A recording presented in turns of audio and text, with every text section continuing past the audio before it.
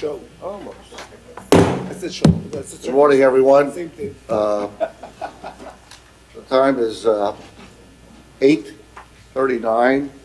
This is the meeting of the ad hoc committee for the search for city manager of the city of Laredo. The date is February the 15th. Welcome everyone this morning to this meeting where we will be conducting the interviews of the candidates. I'd like for a roll call and please. Jerry Schwogel, Present. Jeff Quigg, Mr. Quigg should be here. He's in the back. Rafael Dueñas Sr., Elmo Lopez, Benavides Galo, Present. Ivan Rodriguez, Jean Elmares, Present. Trisha Cortez, Present. Hector J. Garcia, Present. Terry Howard Quorum. Thank you very much. I want to start off by welcoming everyone. This meeting is a public meeting, and therefore we ask if anybody, a few things, announcements I'd like to make. I respectfully request that you all control your recording devices, both audio and video. We would ask that you not record any audio. Some of you may want to record, maybe recorded video. I think in fairness to everyone, to the candidates during this process of the interviews. Also, would like to request that just for a process that you place your phones on mute for the committee members and for the public as well, so that we avoid any disruption of the interview. The interviews will be public, you know. Mr. Trump, I want to clarify that you can ask the public not to record, but legally they have a right to if they want Yeah, to. they have a right to do so, So that- correct. that's But you're talking about the audio? Yes.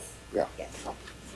In addition to that, shortly after we conclude our meeting, we will be posting this entire process on YouTube, and there will be a link available for all to be able to see and review also. Okay, so we would understand that.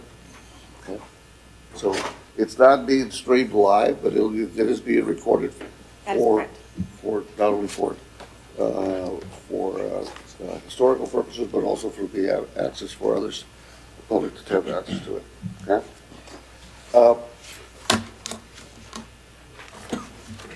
Let's go ahead and also, before we continue, I also want to take an opportunity to welcome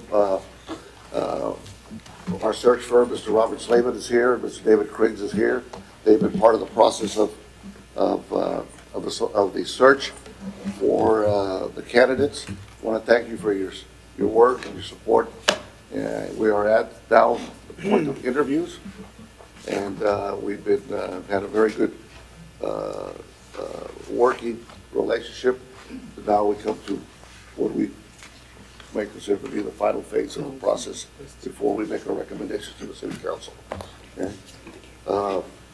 I think I will like to, before we go into the approval of the minutes, does any committee member wish to say anything? And when you welcome in remarks, starter remarks, this is the last phase. Well, I would be remiss by not thanking each and every one of you all. We're now in this phase of the interviews. I will go over the procedures before we approve the minutes. I will go after we approve the minutes. I will discuss the procedures. So the minutes for the meeting of January the 29th, you all have received them. Any corrections to the minutes? Any additions or deletions to the minutes? No, Chairman, to accept the minutes of January 29, 2020. It's been moved. Seconded by Mr. Alvarez. Any discussion? There being none, minutes will stand as read. What I'd like to do is just to go over what we will be doing Call for the today. question, so we can vote. Sorry. All in favor? Aye. All opposed?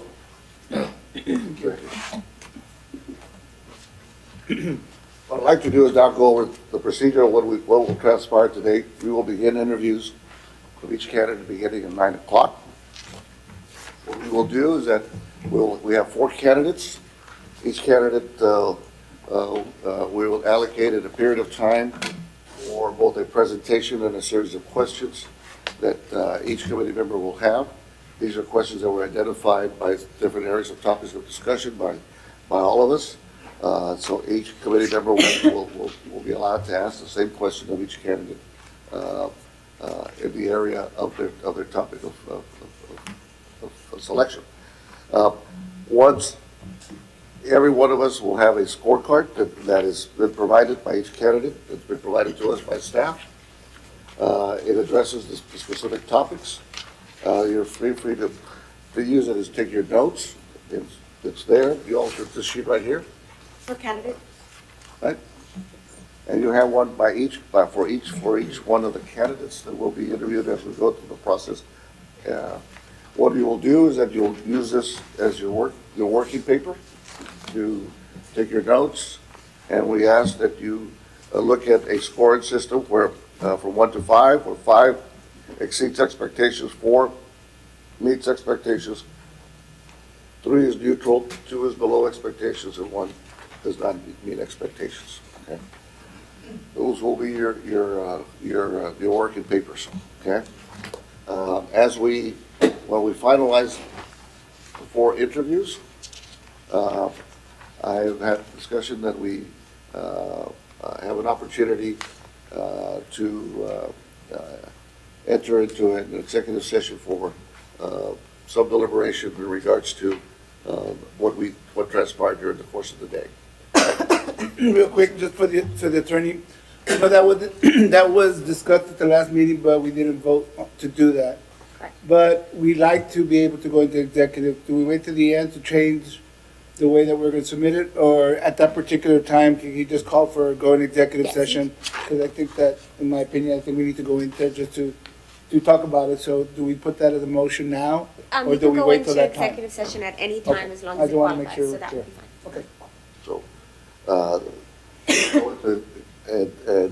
upon, at the end of the executive session, we will finalize the process as well for the scorecards. Okay? Any questions for the committee about that? Okay.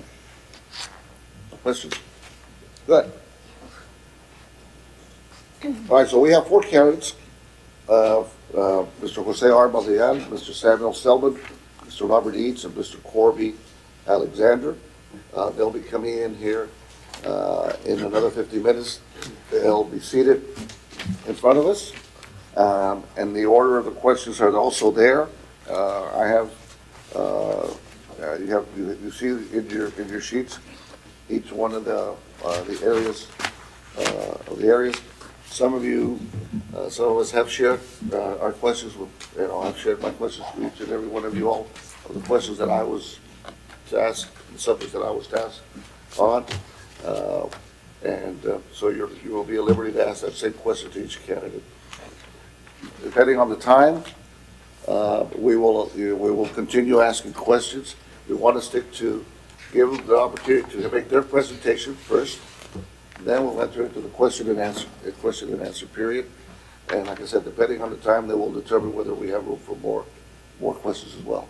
Mr. Chairman, we'd like clarification on one thing. If the candidate goes past 25 minutes, do we go ahead and allow him to continue, or do we stop him at that point for Q&A? Well, they've been told they've got the 25 minutes. That's correct. But Yeah. what if they do go over, because we will have a timekeeper, Okay. the internal auditor. So they do go by, let's say, 3 2 minutes. minutes, that's fine, but if they go on further, what would you like us to do? I would like for them, that we advise them that their period of time is already over, and then maybe they have the closing remarks and an additional 3 minutes, to conclude the remarks. I would think it'd be wise if at 22 minutes or 23 minutes, tell them you have 2 minutes or 3 minutes, so they can start wrapping it up, so they can finish the 25 minutes, just so they know where their time is. I don't have an issue with that. I go when they go over, but All right. at least give them a warning, it's getting close. Okay. I have a question, just because I'm looking on my questions, and you lump both categories together. So actually, I had 2 questions, one for ethics and one on employee and labor relations. But here it looks like I only get 1 question for both topics, which are, to me, different. And so I just Yeah, some of us have that same issue, that we have two topics, you know, and that we had, and I think those of us that have two questions, or two topics rather, you know, why don't we go ahead and do the first round of question number one, and then we finish, maybe there's a different topic that we're also addressing, then we ask that second question. Well, it's because I prepared one question specifically on ethics and another question specifically on employee and labor relations. Right. And we were told that we would give one question and then we had a follow-up. Okay, Sure. so if you notice there, we didn't put the questions for those topics. Yes. Those questions are up to you to be able to ask related to that topic, as long as it's similar. For example, your District 4, question on economic development, there is no specific question, so you can utilize that. No, but her point being is that, Oh, yeah, You see that? oh, okay, Yeah. kind of. you have two questions or one question? Well, it's because I had two questions because I thought I had two Right. topics and I thought Right. I had a Right. chance to have a follow-up on each question. Right, so. and I have the same scenario, and I don't know if anyone else has a two-question scenario I as do well. as well. Okay, so, would the committee consider, why don't we go ahead and have one question each, you know, on the topic?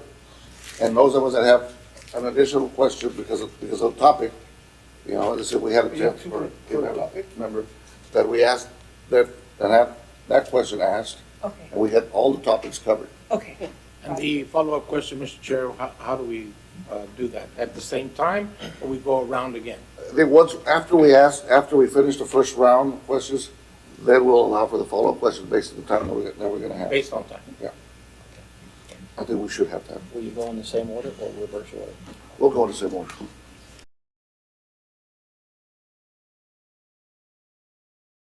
Say, for example, if I give my ethics question and then I think of my follow-up right there, shouldn't I be able to do my follow-up right then and there? Because if we go all the way around and then we might get off the topic. Yeah, the only reason I say that is that we want to cover all the topics Yeah, and give them an opportunity to answer all the topics, you know, and if, you know, if you want to have a follow-up question to, let's say, in your particular case, you have ethics and employee and labor relations. employee labor relations. So in the area of ethics, you ask the question, the candidate responds, that you're asking, should I have a follow-up question to that particular topic? Because that was my understanding, that we would have an opportunity for one follow-up question. And I think that was allotted for, that's why we decided to do 2 hours Okay. for each, because I think that we kind of figured that into the equation. I just think if my follow-up question comes after everybody says their question, we're gonna kind of lose Yeah, the topic. if the follow-up question relates to the topic that you're addressing, I don't have a problem with that, Okay, you know, versus it being a totally different topic, perfect, okay? got it. That make sense? Yeah, the difference is, your one topic, you can ask a follow-up question to that topic, yeah. That topic, And that's it, And then the second question comes when we go to the second item. right, correct. I just wanted to be clear on that. Thank you for clarifying. all right, very good. Any other questions in regards to the process? Okay. So there is, on your chair, or on the top of your chair is, or the desk, I'm sorry, there is something for Mr. Madrigal already. He's providing binders for you all. I'm not sure if you want to review them now or call him in a little bit early. It's up to you. And just for also information purposes, we will have between interviews a 15-minute break. We will have a lunch break, believe it or not. We will have time to have lunch. Anticipate we're going to have a long day today. And quite frankly, you know, again, this is the day that many of us have been waiting for. It's been a long process, but I think it's been a fair process. Again, I want to commend each and every one of you all for your time and effort. And I think we will be prepared to submit the process of submitting the final scorecard and the final recommendations that the council will decide which way to go. Yeah. Any questions from staff? Any comments from staff? Yeah? Any questions in regards to the process from the committee? Well, we're 7 minutes away from the first candidate, okay? If this is the way it's going to go, we will be here, we'll be finished on time. Now we'll finish on time. Okay? We also have an opportunity in this meeting to allow for any public comments. Is that not going to be allowed in this process as well? No? Okay. All right. I want to make sure there's no question about that. If not, then we'll wait 6 minutes for the first candidate. The candidates, where will the candidates, are in a separate room? Yes, we will be calling them in as, I do have a question to staff. Okay? yes, Now, are all the candidates aware that this is a public meeting? yes. Okay, so I don't want to make sure there's no surprise if the candidate walks in there and says, I didn't know it was going to be a public, and he'll walk out. We're all advised that this would be a public meeting, Yes, they were. correct? All right, It's committee, yes. Mr. Chairman, do we have any comments from the Slavin Group? sure. Mr. Slavin, would you, Mr. Griggs? Good morning. It's nice to be at this part of the process, and I'm looking, and really nothing to add. You have all of the information we have. Just to affirm what we've advised the staff, the background work on these candidates has been completed. It's all very good. We did not only referencing, but checking, verifying education, criminal history, both national and local, civil court records, driving records, sex offender records, check social security numbers and see how many times that might pop up on a check. Pretty thorough checks. The only thing that we found in any of that was of any interest is a minor speeding ticket of one of the candidates from 2017. And we asked the question, have you ever been convicted of anything but a minor traffic ticket? The answer was no, and that's consistent with what we found. So we're pretty confident that the folks that you are interviewing are pretty much people who will pass scrutiny. And anything negative about the candidates, about why they've left jobs or whether or not there have been any legal issues, are in the report. And they responded to there was questions in the questionnaire. We found that they were being very honest with us in our referencing of them. So all your information is based on research that you all have done, not on hearsay. That's right. Thank you. Well, we use a professional service to do a lot of the background work. It's very well done. So,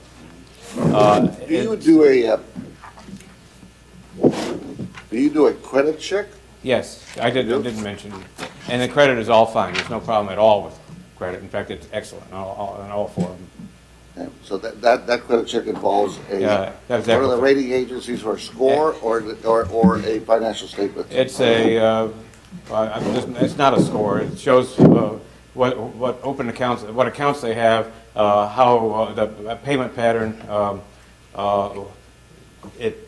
who they owe money to, how much they owe money to. We don't make those reports public because it has social security numbers, dates of birth, and things like that that could be used to invade their private, or to take, what am I trying to say, to steal their identity. But they're all good. There isn't a problem with any of it. The credit is excellent. Okay, very good. And none of us have access to any of that information, but that's why we. That was done by Equifax, by the way. We have it. Any other comments, Mr. Slavin? I'm fine. I'm good. I'm looking forward to this. Looking forward to it as well. Mr. Krings? Thank you, Mr. Krings. All right. Well, we're ready to go, ladies and gentlemen, so why don't we allow first candidate that we will meet with is Mr. Jose Madrigal. Invite Mr. Madrigal in, please.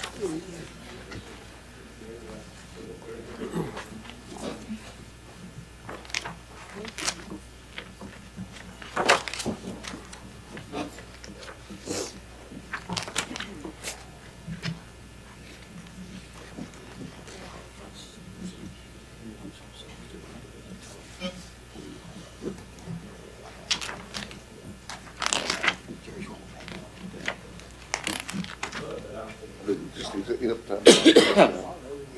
So good. From Rodriguez,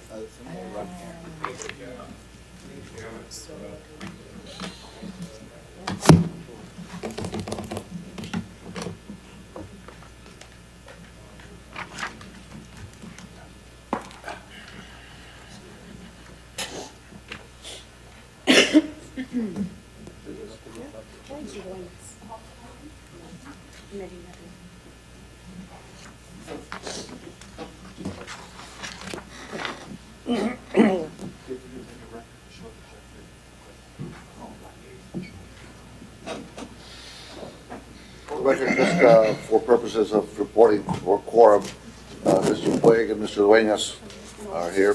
When we took a roll call, they have stepped out of the room briefly, so they're back in the meeting, so welcome. Mr. Puig and Mr. Dueñas. So note that, please.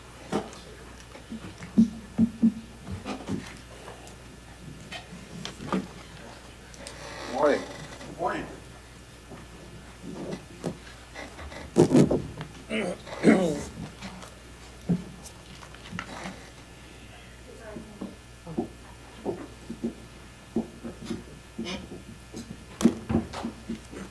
Good morning. Good morning, Mr. Whiting. How are you? Welcome to Laredo. Oh, appreciate that. Thank you. Thank you very much for joining us this morning. You are the first candidate that we will interview today. We have our 9 committee members, each one of us here. The process, I think, has been reviewed with you as to what we will do. We'll ask you a series of questions on topics that I think have been shared, with you. And we have an hour and a half. We will allow you to make a presentation. You give us, in your words, whatever topics you want to address in your presentation. You'll have 25 minutes to do that, after which we will then begin a series of questions. Again, this is the next phase of this process. We've already have reviewed all the resumes and all your questionnaires, and we will, and then we look forward to your presentation. Is there a Mr. question? Trevor, it's a 2 hours, not an hour and a half. Yeah, no more than 2 hours. It'll Right. be no more than 2 hours. So it's up to you. And surely the way the questions is, there's 9 of us here. Some of us like to hear ourselves talk, so please bear with us. But I think the process will be fair. So, floor is yours, Mr. Madrigal. Welcome. Thank you. First and foremost, an honor to be considered, an honor to make it to this stage. So thank you very much for the opportunity to come down to Laredo and have an opportunity to present a bit about myself and the things that I've been able to accomplish and some of the things that I think I might be able to help the city here with. So thank you very much, and I appreciate the honor to be here. Getting the questionnaire, or what I would say, I guess, the presentation format, I just went ahead and put together some presentation on some of the topics that were there to talk about a little bit of my experience in each of those areas. So I'll touch briefly on those and go through, and then we can open up for questions. Before you continue, Yes, sir. is the microphone on? It should be on, yes. Yeah, okay, I can barely hear It's it. Yeah. that. I'm old and deaf. If I come over this I've way, got or- artillery ears and I've lost some Yeah, they're gonna hearing on one side, We want to make sure that we have, Oh, absolutely. just double check before, to make sure that everybody hears clearly. It doesn't look. It sounds kind of low to you? Left for me. Just bear Can you do a just test? bear No with worries. us. No worries. Can you do a test? Air traffic control from here. Speaking like that? Oh, no. No, I don't want to do that either. No, we don't want you to. How about So maybe, can you Mike, lift can we- it a little bit? the other microphones? What about the other mic? Yeah, can we? Can we do a test there? This better? Yeah. Yeah. Better? Is it better for you? We don't want you slouching. I'll struggle till the whole day.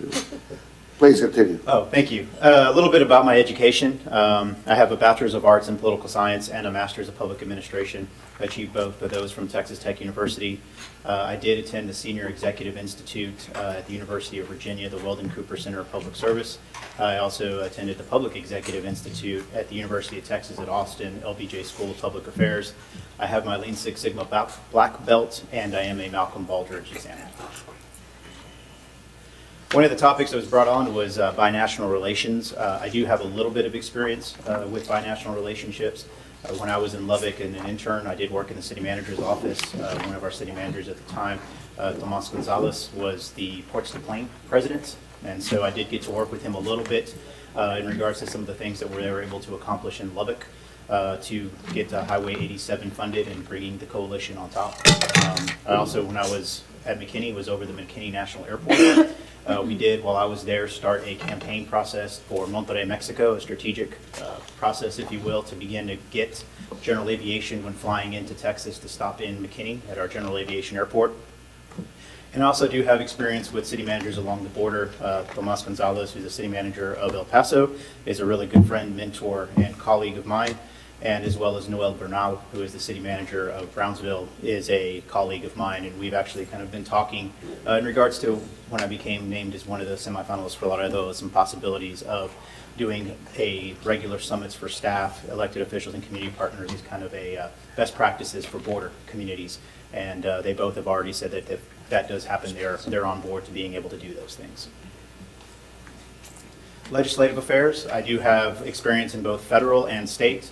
With the federal legislation, it's been mostly on Federal Aviation Administration matters, receiving fast-tracking projects that we were doing in McKinney for runway expansion, some of our apron expansions, and some of the capital improvement projects that we had going on at our airport.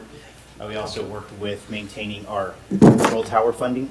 We did have one tower that was funded, and we did have received federal funding, so we always wanted to make sure that we maintained our relationships with our federal legislatures to continue to have that program funded.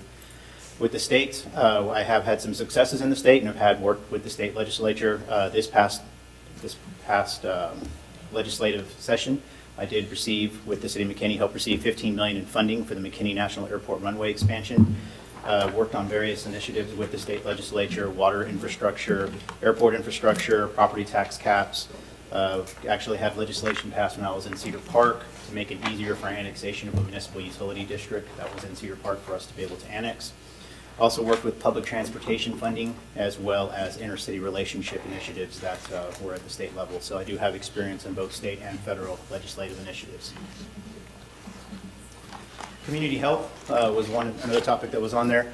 My experience with this one's really dealt with the Lubbock Health Department. The other communities after Lubbock that I worked with did not have a health department, but when I was working with the Lubbock Health Department, I assisted the city manager's office in preparing their annual budget for health department as well as cost recovery analysis, and also helped them with some community health issue campaigns with some sexually transmitted diseases and hepatitis C outbreaks that they were facing in the Lubbock community at the time I was there.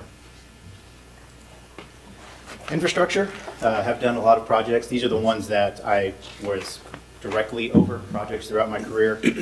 Most of it, when I was at the city of McKinney, we did develop a 10-year capital improvement program, which is the first capital improvement program budget that was developed for the city.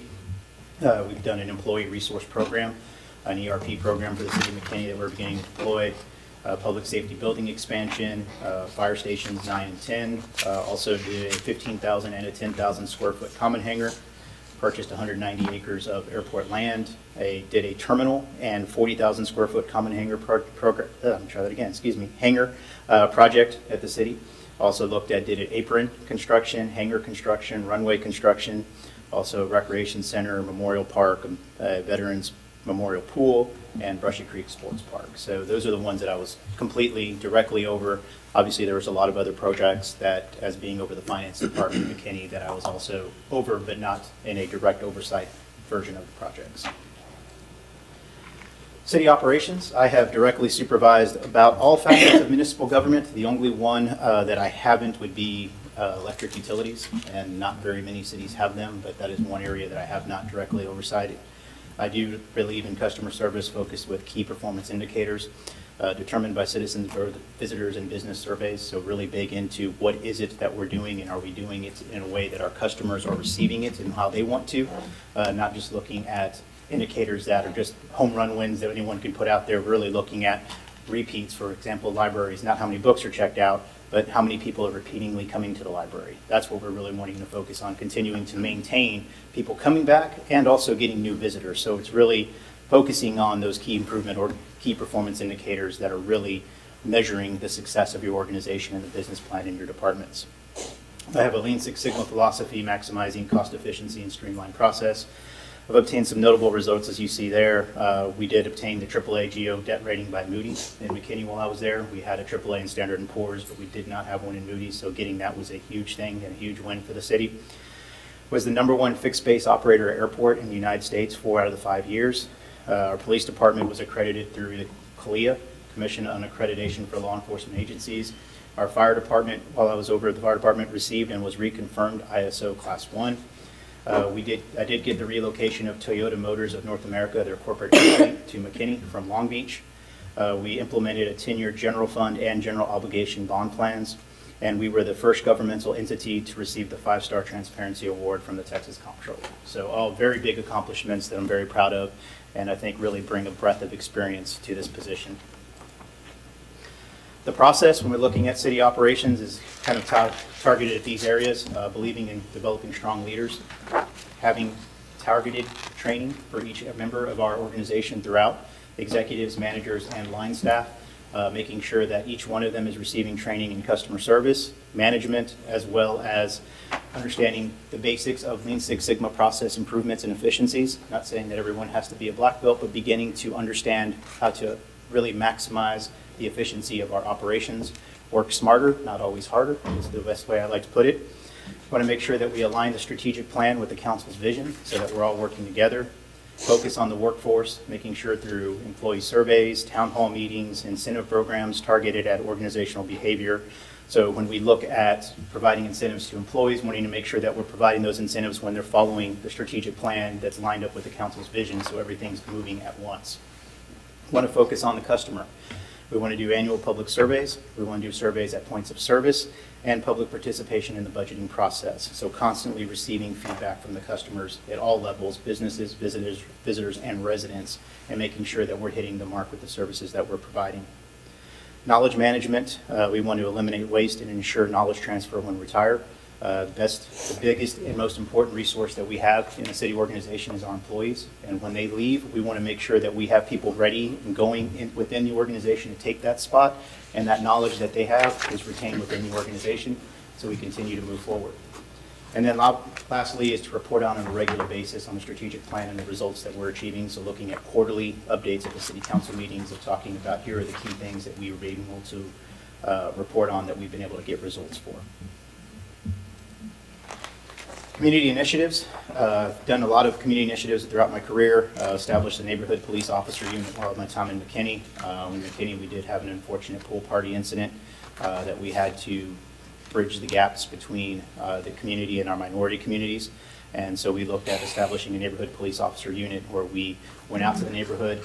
Instead of having the regular police officers in the cars, they had bicycles. And they were patrolling around through bicycles, getting to know the neighborhood. That was their function. Each one of them had an area within the city, and we dispersed them. So we would literally have 4 cops on a bicycle going around their neighborhood patrolling. But it was more of a softer approach, where they were getting to know the residents, getting to know the neighbors. We didn't transfer them repeatedly throughout. We wanted to keep them in their area so that they became known as that neighborhood police officer. And it really did establish a lot of trust within the community. Also have had experience dealing with government watchdog groups. We had one in McKinney. It was actually called McKinney Watchdog, and my first job was to really establish the trust and relationship with them, and was able to do so. And within about 6 months of that, they actually ended up going away and just saying that they fixed the problems. And there were some areas that indeed that we had some issues with. And the biggest thing that we looked at and doing is taking what I would call control of the situation and admitting to our mistakes. When we find mistakes that we do, we will admit, we will correct, but we won't make the same mistake twice, is what I always say. And it seemed to work, and it worked really well. They gave us an award that was a saran wrap. Call us the Clear Transparency Award. So it was one part of my career where I really did appreciate getting to work with an area that was controversial, but still at the end coming away with the trusting relationship. I've had partnerships with school districts to provide aviation programs through high school students, continuing to engage the youth of the community into local government.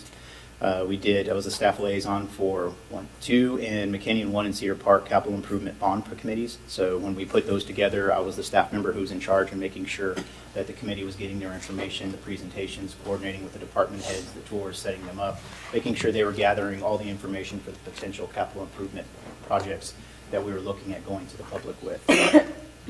Started an internship program with McKinney ISD and the Chamber of Commerce for high school students to begin not only working within the city, but also working in with area businesses, trying to get the youth again engaged, that once they get out of high school, either they're looking to come work for the city or a business, or that when they go to college, they're coming back to the community and looking to work and establishing those relationships while they're at a younger age. We did do internship programs also for college, undergraduate, and graduate students. That's some of our best talent that we can bring in as they're getting their education, bringing them in, working them through the organization, and then hopefully keeping them at the end as a permanent position. Then we also did Irving University and McKinney leadership programs where we brought residents in and really gave them a crash course, if you will, on city government, walking them through all the departments, what is finance, budget, police, fire, really giving them an understanding of how government works so that they can become our champions in the community.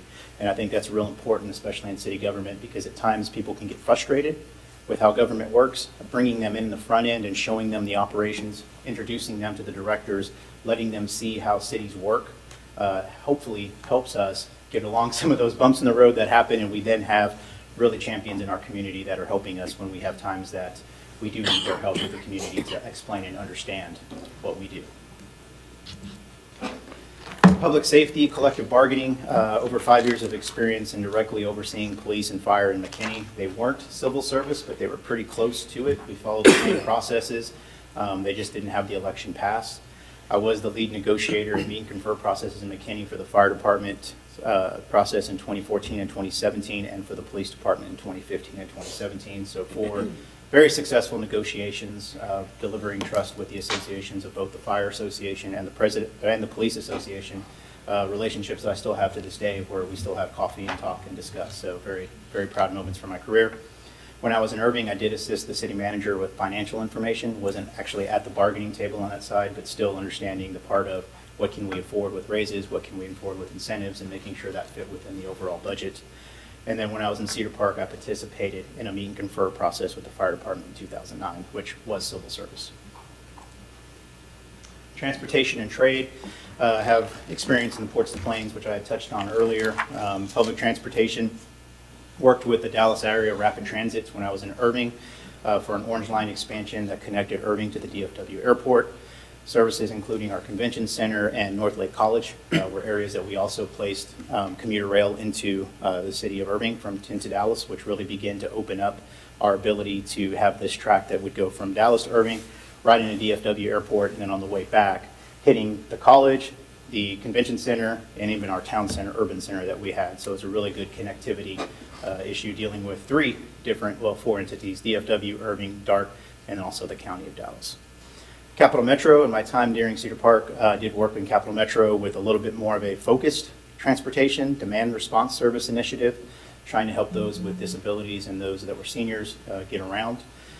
We came up with a special transit services, worked on getting our 5307 funding from the feds, and then actually even came up with a public transportation master plan for the city of Cedar Park. We also was part of setting up a McKinney Urban Transit District, which was very similar to Cedar Park. It was established to provide public transportation services for those with paratransit needs and those that were senior citizens. In both McKinney and Cedar Park, they were not in a Capital Metro or a Dallas area rapid transit, so there wasn't any public transportation. It was really utilizing the federal funds that each city is available for, and then coming up with a program that fit within those 2 communities. And then lastly, aviation. The 6 years I was in McKinney, I was directly over the McKinney National Airport. We took over the fixed base operations and ran those for 6 years. We averaged about 120,000 operations a year and completed both the airport and business master plans for both. Quality of life, different quality of life initiatives that I've worked on. In McKinney, we did a $3 million soccer field renovation and a semi-professional team relocation. Dallas City FC, actually we played the Laredo Heat, I believe is the soccer team's name. We saw them a couple times, which is kind of funny looking at it now. So I was like, oh yeah, so same league, and played them here in Laredo, and also they played up in Cedar Park. The Austin Toros, which is the NBA G League, they were called the Austin Spurs when I was there. I think they just switched to the Toros. Or no, they're Austin Spurs now, they were the Toros back then, but I worked on a contract while I was in Cedar Park that allowed their team to practice in our recreation center during the day. Cedar Park is a commuter community, so during the day, there was not anyone there. It's usually our nights and mornings that were very busy. So what we ended up getting to was allowing them to practice on our courts during the afternoon when nobody was there. And in part of that trade-off, they would replace the hardwood courts for us every 3 years. So it took that off our books, plus they provided basketball camps for the youth. So it was a win-win for us. We were just giving them time, and we were getting our courts and basketball camps for our youth free of charge. Did a Parks Open Space Master Plan, have experience in hike and bike trails master plan, public transit plans, the Upper Area Facility Master Plan. When I was in Cedar Park, we were the first city in Williamson County to have single stream recycling, and that was an initiative that I directly oversaw. And I was also a member of the Williamson County Animal Shelter Board that ended up turning into a no-kill shelter. We're really proud of that as well. Fiscal responsibilities and budgets. I have over 5 years of experience directly overseeing all financial operations and over 7 years of budget. So the 5 years would be in McKinney, where I was over all financial operations, and then I had 2 years when I was the Strategic Services Team Director in Irving. I was just over the budget side of it. There was over the budget department. They had separated budget and finance. While I was over finance, developed the 10-year capital and operating budget forecasting plans. We achieved that AAA status from Moody's. Again, the first organization to award the Comptroller 5-Star Transparency Award. Talked a little bit about the CIP programs that I was over in 2008, 2015, 2019. While at the airport, our annual revenue went from $5.2 million to $8.8 million in 5 years. And using Lean Six Sigma, we saved over $339,000 in cost avoidance and gained over 10,202 hours of staff time productivity. Employee and labor relations established a U-Matter employee recognition program where employees, it was employee to employee. If you saw an employee go above and beyond their job, the employees would submit a nomination to the city manager's office. We'd review it to make sure it was above and beyond. We would then have a city manager representative go present an award, which we gave as like a water cooler to that employee. We'd have it recorded with our public, we call them production assistants, that would come out, videotape it, talk about the story, and then every quarter we would then get the collage of those U-Matter award recipients and show them to the council and the city, so that everyone could see what were the employees that we had and some of the outstanding achievements we were able to produce. I do have experience in completing a citywide general government compensation plan study and implementation. We've conducted employee surveys to benchmark employee responses with other municipal governments throughout the nation, which is really important. Seeing where we stand with engagement, with our benefits, where our employees see us as competitive, and seeing how they're feeling with work, how is it connected with their supervisor, how are they believing they're connected with the strategic plan, the council's vision and values, really getting a heartbeat pulse and checking in with our employees every year and finding out where they're at. When I was in Irving, was over the HR department, we were happy to receive the 2013 Healthiest Employer in North Dallas, the 2012 Platinum Award for the American Heart Association, directly attributed to our health and wellness program that we had in Irving. And we also established in McKinney an ethics and theft hotline for employees to anonymously report unethical or what they believed was illegal behavior. Economic development, here are the projects that I was able to work on directly while I was in Cedar Park, Irving, and McKinney. There's the event center, which was a hockey arena that we built in Cedar Park. A regional medical center, which was a hospital, 150-bed hospital and 2 medical buildings. 900,000 square feet of retail at 1890 Ranch was a regional shopping center. In Irving, I partnered a lot with the Greater Irving Chamber of Commerce. They're the ones who actually handled economic development for the city of Irving, but they were a partner through the city. So through budgeting process, I was their partner in talking about incentives. And at that time there, about 600 plus jobs retained and about 2,000 jobs created.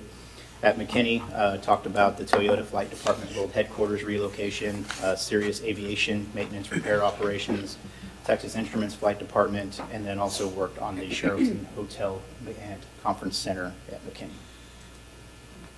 And that is my presentation. Thank you. Well, thank you very much. Very thorough. We will begin a series of questions. By the way, there is a seat there. You know, you're welcome to sit.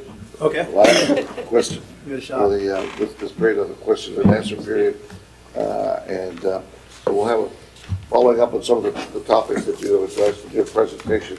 We'll begin the process. I'll be asking the first question. My question is tied into binational relations, which really basically is international relations because we are beyond primarily binational. And in your presentation, you made reference to a number of projects and areas that you've been involved in. But could you specifically cite your examples of your involvement in your work experiences where some of these relationships actually, what they have led to successes related to your role in these relationships that you had either with other countries or, for that matter, if it's, you cite some of these in Mexico. But more specifically, share with us your personal experience of your role and your involvement versus having responsibility. Could you cite some of those examples and be more specific? Yeah, I think on, can y'all still hear me? Just want to make sure, sitting down. Yeah. You can hear? Yeah. Yes. Good, okay.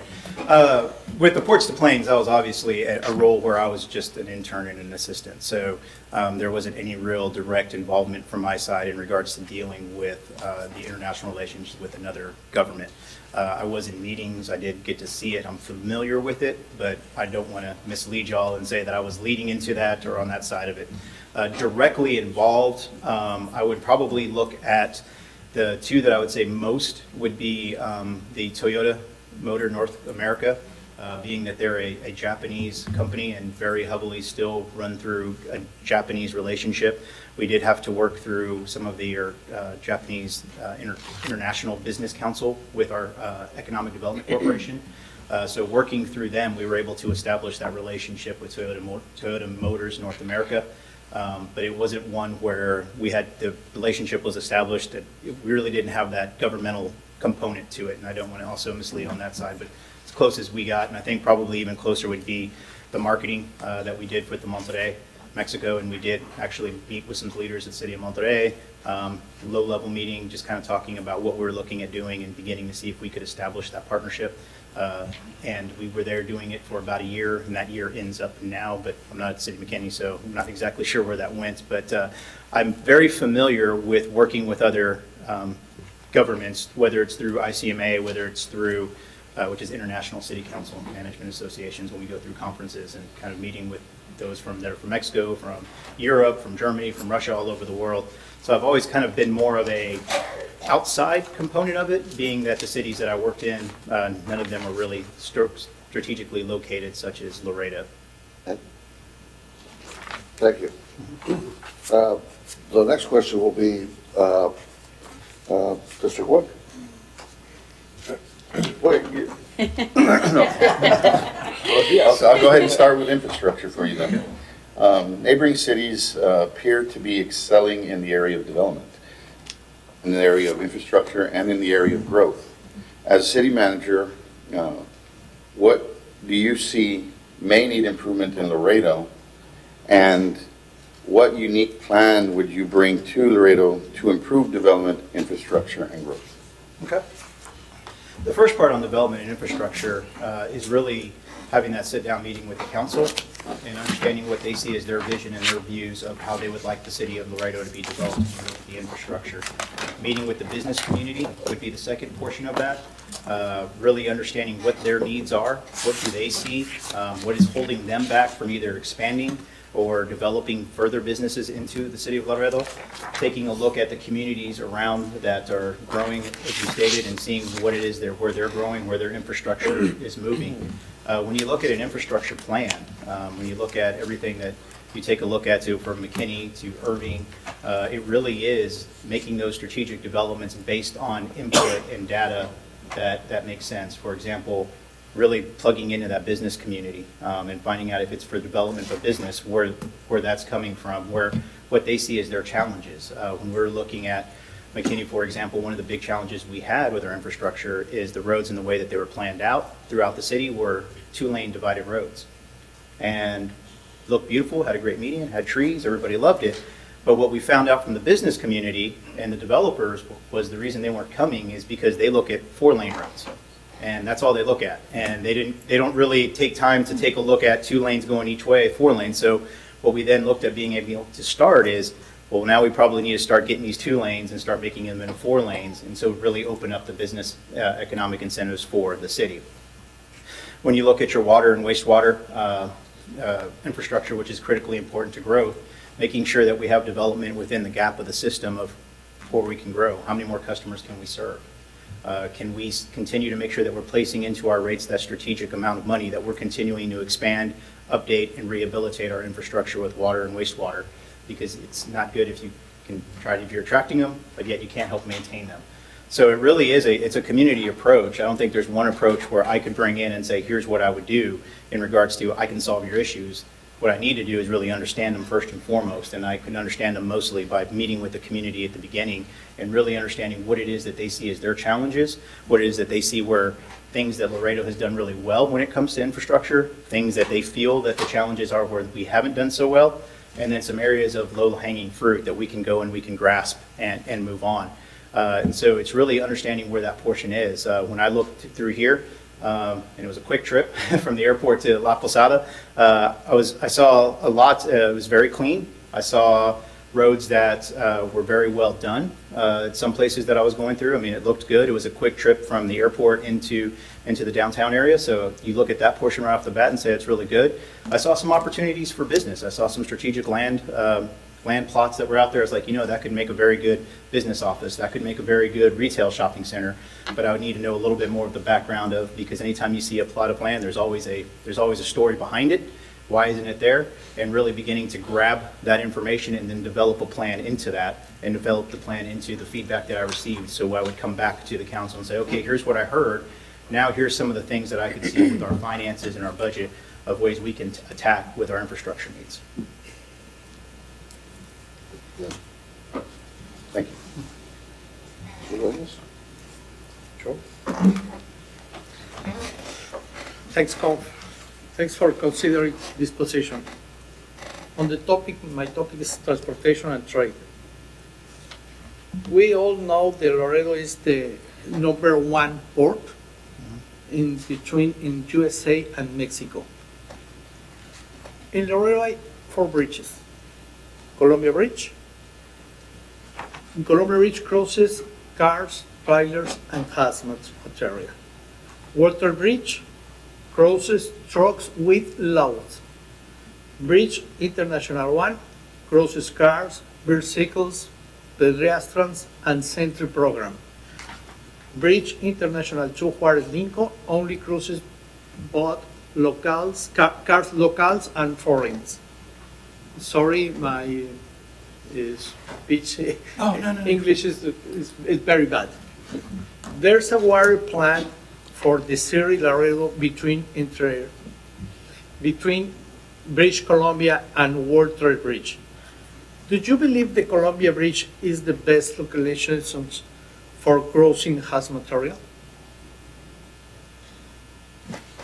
I didn't quite understand. Can you repeat it for me?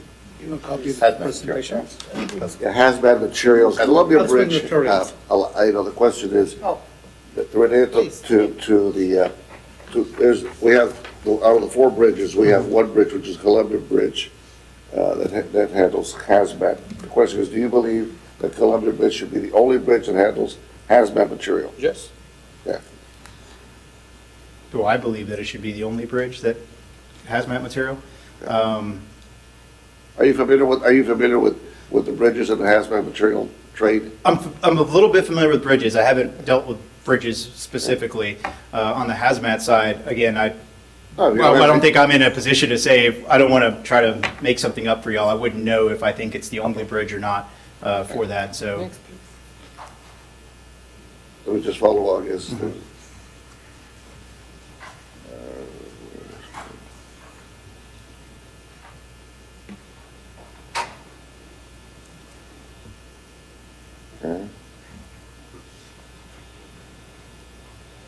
Okay, I guess in regards to that, your follow-up question is, this is regarding to bridges themselves, not just related to hazmat, but what would you do to improve programs that are in place? I don't know if you're familiar with, if there's anything in place at each bridge to provide a faster crossing time. So on that one, I think it really goes back to the Lean Six Sigma approach that I have is, what is the problem? Like even with hazmat, and that's probably where I kind of, to answer that, would go back more into talking to the community and find out what is the problem? Do we need more, would more hazmat bridges help? Would they hurt? What are the weaknesses? What are the strengths? What is the problem that we're trying to solve? Is it that we're having a backlog of hazmat trucks that are not getting across? Really wrapping my hands around that problem. And it would be the same thing with the bridges, is taking a look at them, kind of doing a study in regards to, and not for I say consultant, but it's really as a staff perspective of going to those bridges and say, okay, what is the bridge really good at? What does the bridge struggle at? Kind of those same questions, those foundation questions of going through each one of those bridges and then beginning to develop a plan and what's those commonalities. Maybe one bridge is really good at one thing, and the one thing we want it to be really good at is what another bridge does. Well, let's start talking about maybe switching and seeing what we can do on that side and developing a plan to attack. So I think for my side, before answering a question, I really would like to understand in a more depth side of attacking what the problem is and what do we think the bridges can do, and really define some commonalities that we can make happen and make work. Okay.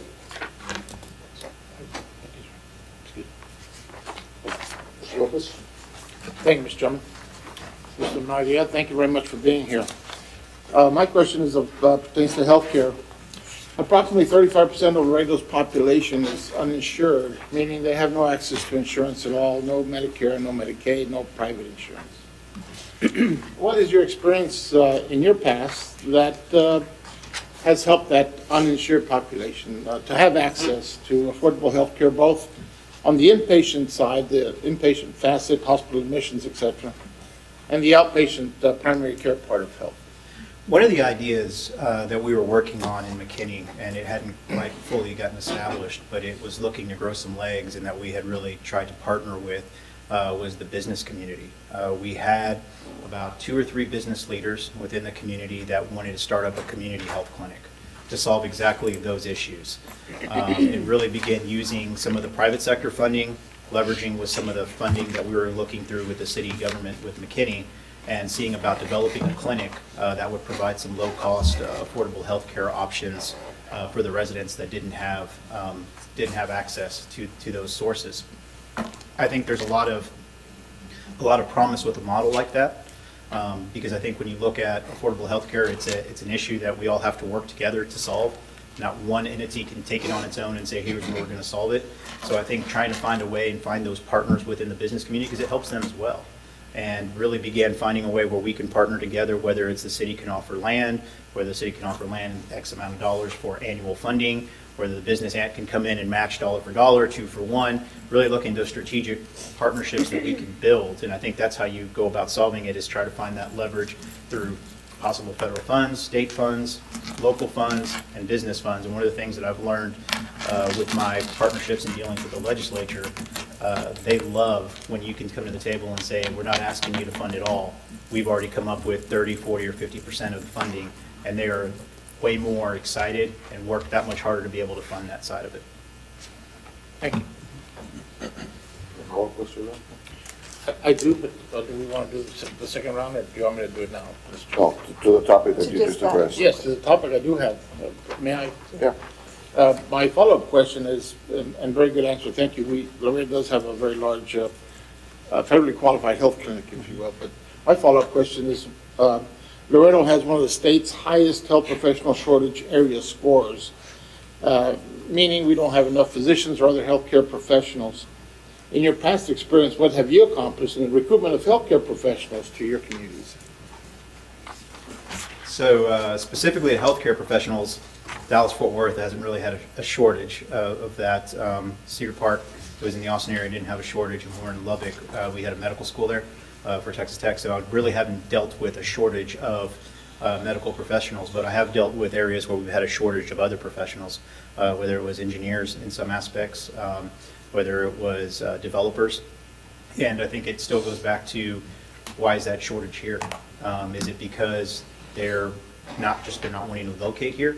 And if that's what it is, then I think we really begin to solve by a quality of life in Laredo, which I think can solve a lot of things with working together. It doesn't mean you don't have one now. It means you can always build upon it.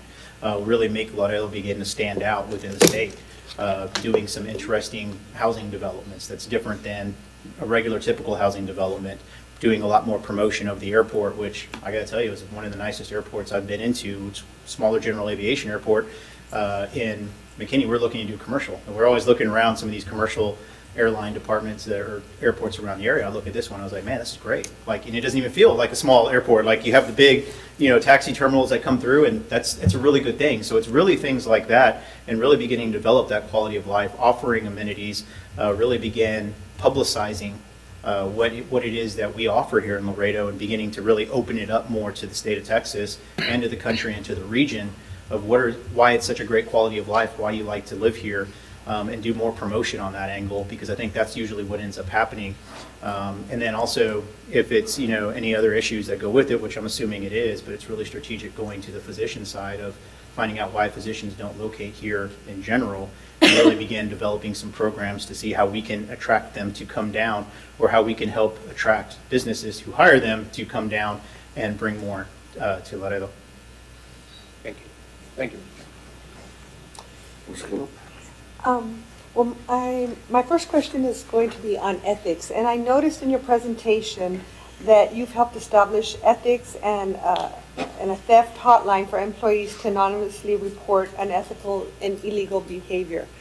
But I want to dig a little bit deeper and see what are your personal guiding principles as they pertain to your morals and, most importantly, ethics, because there's that difference. There definitely is. My guiding principles are to do what's right and do what's fair. And that's what I always look at doing. When it looks to ethics, ethics and morals are a very hard thing to describe. And the best way that I do it is my mom spent a lot to raise me. Blessed to have her completely still in my life, and I'm an only son. And I always look at every decision that I make, if it's on the front page of a newspaper, is my mom going to be disappointed, or is she going to be proud? And believe me, I'll hear about it either way. And I always want to make her proud. So if there's ever a decision that I look at making that even kind of comes close to the line of where, like, oh, I don't know, that's when I know I need to really take my time and really consider in making my decision. But the guiding principles are to do what's right and do what's fair. And if that means me having to admit that I made a mistake, admit the mistake. It's way easier to admit the mistake and deal with it there. What I tell employees is I can fix everything but a lie. I can't fix that. There's no other mistake that I can't fix, but when you lie, I cannot fix that. And so that's the part of doing the truth, doing what's right, and doing what's fair. Thank you. Shirley? Good morning. Morning. I've noticed you have a lot of activity regarding economic development, and that's the topic that I'm going to be asking a question about. Here in Laredo, we have an organization called the Laredo Economic Development Corporation, and it is made up of individuals who have a wealth of knowledge and expertise, experience, and success in their respective fields.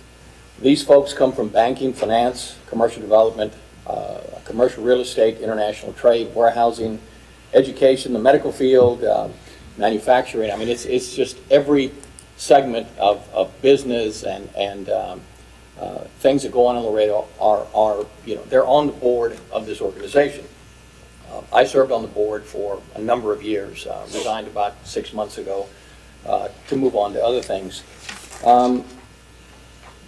It's my personal opinion that working with these types of organizations can be very, very beneficial to city government, county government, to any.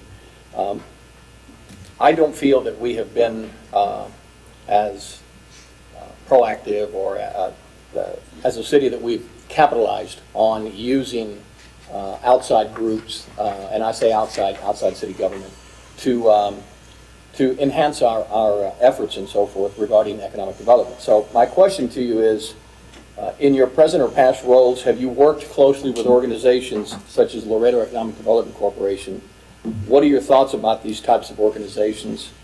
And as the next Laredo City Manager, what steps will you take to ensure that there is ongoing cooperation and timely support provided to organizations that work to improve Laredo's economic development and prosperity? So I have plenty of experience working with economic development corporations. McKinney has an economic development corporation. Worked with them on some economic development projects that I had listed there. Cedar Park had an economic development corporation. Irving, we work through a Chamber of Commerce, and we also work the North Texas Coalition, who also is a bunch of business owners and business friends kind of coming together to really help the Dallas-Fort Worth area, Irving in general. And then also in Lubbock, we worked with an Economic Development Corporation. So I think they called it the Economic Development Alliance. Enjoy working with them. I think those are the places where you really find out what it is, those parts of where you can get better at and things that you can help. And I think when you look at governments, a lot of the struggle when they kind of coincide with the private sector is they don't really understand how government works. And there's a lot of frustration that kind of comes with that. And I see my role when working with the Economic Development Corporation is trying to show them how it does work and how we can be nimble and how we can be flexible and really think of some creative ways to help them out in solving issues that are real issues that we need to make sure we can coexist and go with. And I think that there's no bigger and no better reference that sells your community better than a business that's already in your community. When you bring in other businesses, prospective businesses, we've had the most success by saying, oh, you know what, don't let us tell you about this. Why don't you go talk to XYZ company? And knowing that you've had that relationship with them, they'll go in, they'll sing your praises, and the next thing you know, you have that company saying, we want to be here as well.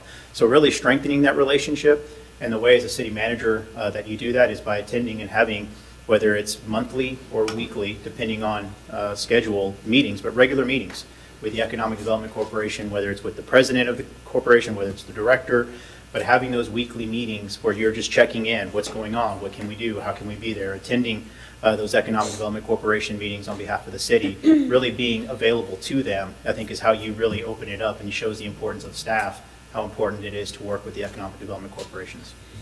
Thank you. You have a follow-up question to that? No. Okay. Mr. Whitmaris. Thank you, Mr. Chair. I have two topics. The first one is public safety and collective bargaining. And I know you touched a little bit on that in your presentation. Can you share with me your experience in managing and dealing with police and fire departments, non-civil and civil service unions, PACs, and the collective bargaining process? Never did collective bargaining because they weren't civil service. But we did meet and confer, and I have over 5 years of direct experience supervising police and fire, the McKinney Police Department and the McKinney Fire Department. Was the lead negotiator, represented the city on both meet and confer, all 4 meet and confer processes, 2 with fire, 2 with police. Very familiar with their operations, very familiar with how they operate, completely comfortable in a public safety realm, completely comfortable dealing with their professional associations. On both sides had great relationships. In fact, at one time, the police association had 2. They had the Fraternal Order and the McKinney Police Association, and had great relationships with both, and then had a great relationship with the Fire Association. So nothing there that is anything that I haven't worked with. I've gone through just about every portion you can over 5 years. National incidents, world incidents, been through it with public safety. Would you like me to ask the second question? The second topic is fiscal responsibility and budget. No, I have a follow-up question to the first topic. Let me just do a follow-up question to this one. Okay. But you've not had any experience with collective bargaining or, in essence, working with a union's benefit package, pay structure, those things. Just you've managed the departments as an assistant? Meet and confer. So civil service collective bargaining, meet and confer.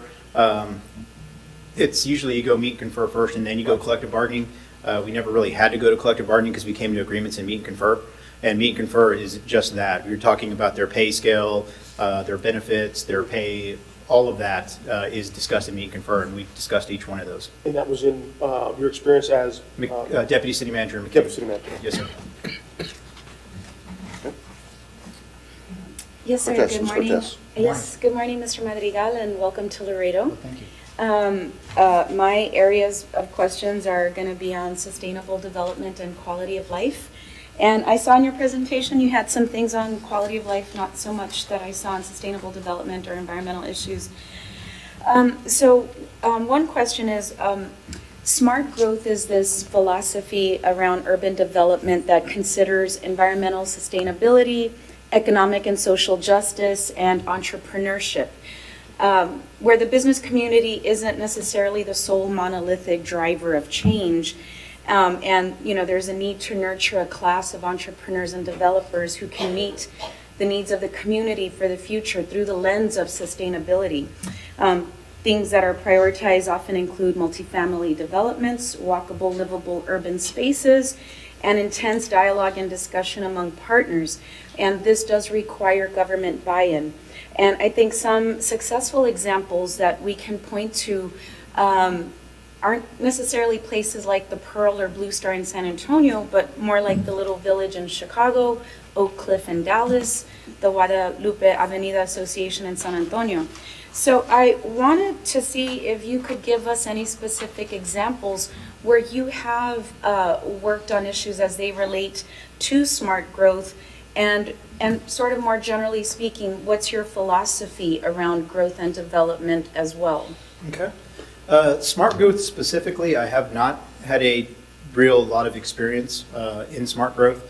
Those types of developments, the areas that I came from, most were really rapidly growing, and so it was just development after development after development after development. So there really wasn't a market or a community strategic plan from the council's perspective to do smart growth. That doesn't necessarily mean that I don't know how to do it, and that doesn't mean I don't buy into it. Again, the policy of the council is what sets the strategic plan and vision. So knowing that component, completely understand some of those developments. Oak Cliff is an area that I do like to go and visit when I'm on my off time while I'm in the Dallas-Fort Worth area, and understand the ability of having walkable developments, walkable streets, an area where you're not really relied upon as much as transportation. And that's kind of a big thing that Dallas-Fort Worth is starting to go into. You're starting to see models of how that works. They're kind of few and far between, to be quite honest with you, because it really is beginning of what I would consider a cutting edge. I mean, I think even when you were talking about some of those developments, they're spaced out, like well, there's one in Chicago, there's a little bit in Oak Cliff. So I think it's a great thing. I believe that smart growth and development like that is really, truly unique. I think there's some market factors that have to be right for it to happen. And I think it has to be cultivated in a way where you have the decision makers, the policy makers that are behind it. Because usually when you do have developers, they like to quickly throw something out there and go and move on. Smart development does usually end up costing a little bit more when you look at the infrastructure and things like that. And if that's a priority, I think there's ways where the cities can help by offsetting some of those costs, because you do see that quality of life component. So I haven't had anything directly associated with it. I am knowledgeable about it, and it is something that I wouldn't mind being able to get into and going. My philosophy with development and growth, personally, is it's got to be the right one. I'm not for development just for development's sake. I think that when you bring people into your community, when you bring developments into your community, it's a representation of your community, and you want it to represent your community. And sometimes it's okay to say, we really, I like that development, but development's not really what really we see as like a Laredo development or something that we'd like to go into. I think it's okay to have standards and be a little bit choosy when it comes to some developments and where you want them and how you want them placed. I had a follow-up question, Mr. Chairman. Follow-up question. And some of the work that you talked about, your community partnerships, and I can sort of see kind of a connection, but I think in Laredo, some of the strategies of the past have been a very top-down kind of model, and I think if we continue to do that simply in a different iteration of top-down policy making, I think you have more and more people that aren't going to be sold here on that. And growth, as you mentioned, is what is about communities and how they feel about and what they want for their own communities. And I think there's a need in cultivating innovative thinkers who dig deep to study and survey policies of the past, what's worked and what hasn't. And so I wanted to ask, can you give us or cite examples where you've really engaged in community forums where people's input mattered at the beginning and not at the very end, where decisions were already made and you come and give your opinions? But if you've had any experience with community forums as it relates to what's going to happen in that neighborhood, either with projects or developments. When you look at, I think, project development, every one of the big projects that you work with an event center or even with a hospital, comes in before the process. And I'm glad you asked that, please, to clarify, because none of these really, I think, were top-down policies, because when you do big projects, you never want it to have the citizens at the end, because if you have them come at the end, you've already lost. you want them at the beginning. So most of these projects were a lot of community meetings, going into neighborhoods and talking about, here's the project we're looking at doing, whether it's a hospital, whether it's an event center, because you had a neighborhood that abutted right behind it and understood that the traffic challenges that they're probably going to have are going to be immense, because traffic is just like water. It's going to find the path of least resistance and try to go in through the neighborhood. So it's having those meetings at the front end, really talking about it, gathering what their concerns are, and seeing where you can solve it. And we were able to solve it. We were able to make sure that with the event center, you were able to cut off the traffic flow that goes into the neighborhood. With the hospital, that we were making sure that not only would they have easier access to it pedestrian-wise, but again, the traffic as well doesn't kind of cut into their neighborhood. When you look at development, the capital improvement programs that we developed, when you go through that, that's your infrastructure plan. All those projects, while some of them are development, some are infrastructure, it all was heavy set on getting the citizen input first. Here are the projects. Here are what we're thinking. What are your recommendations? What do you see as the most important? Where do you see that they're going? Really using that soundboard from the citizens as where do they see it going on the front end, so that by the time it gets to the council, we can point back to, here's what we've done, here's where it's gone, here are the committee meetings, here are the community meetings. Not only did we just not have a meeting just to check a meeting, but here are the meetings and here's the input we received, here's what we were able to solve, and here might be the issue that we just can't find an issue to be able to solve it, and this still kind of outlingers there, but we're still having to move forward for whatever reason, and we're going to make sure that everybody understands there's that issue that's there. When you look at, not on the development side, but the community side, with the police, the neighborhood police units, that was down, that was top. I mean, because the police chief can go in there, I can go in there, and it's a whole different perspective. When you have the neighborhood officers that are on there on bicycles, they get so much more information than we'll ever have. And as they were going through there, they started their own events. They had tacos with cops. And we had a vendor come out, and they had over, I think it was like 1,500 citizens come out and really begin to open that dialogue. I don't know if y'all know, we had a McKinney pool party incident, which really cut the community and a lot of racial lines that really shone a light on community throughout the world. I was actually in charge of that. I was the one who was there, the city manager in charge, and really had to begin developing those relationships, those talking points right off the bat from the ground up. So I think it's always, the process is always at the beginning. When you look at a development that's going to impact neighborhoods, it's always starting with them first, getting what their concerns are and beginning to work down that list and seeing what you're able to solve on the front end. Good question. Good morning. Coming from the school districts, being a community where we have one of the top 5 biggest schools in Texas, which is United Independent School District, coming from Laredo Independent School District, which is an inner city school, having United Laredo College, North and South Campus, Texas A&M International University, an early college, high school, Catholic schools, private schools. What joint project have you participated in with other government entities that have enhanced economic and social well-being for tomorrow's workforce? Provide an example of memorandum that you participated, created, that enhanced the opportunity for a stronger workforce. So at the airport would be the biggest one that we had. At our general aviation at McKinney, there is a opportunity to continue to get people infused in the aviation industry. And we worked with McKinney ISD, and they had an aviation program where they actually had students that would come onto the airport, and we gave them a hangar space for free, that they would work on planes and actually end up building a plane. At the very beginning of the year, they would start, and at the end of the year, they would finish a plane. And sometimes the mayor would be the first one on the flight, and we'd always joke and be like, we'll see how this goes, but he would go on there. But that was a plan that we looked at continuing, that worked directly with, of getting them, connecting the youth into an aviation industry that is really shortage of jobs and needing jobs. On top of that, we did have Laterno University, that was also a flight school within our airport. And we were looking at combining the two together and trying to have that seamless handoff, not only from, if you want to go from McKinney High School aviation program after you graduate high school, now there's a college foundation that we can funnel you through to get more experience in. We were reaching out with Collin College for them to begin to develop an aviation program, specifically looking at being able to now begin drawing the dots, not only as you get this education, but now we can funnel you through to some of our big clients and that are based in the airport, like Toyota. When they need maintenance or mechanics or pilots, you're able now to get that full circle and go through and begin to develop. So that was the stages that we were going through to develop a program just like that in regards to having the kids kind of go through the program. Also did with McKinney High School and bringing them into the local government era of bringing those internships in and having them have the opportunity to work in the city manager's office, a budget office, our convention and visitors bureau, and really giving them some access into a career in local government. Excuse me.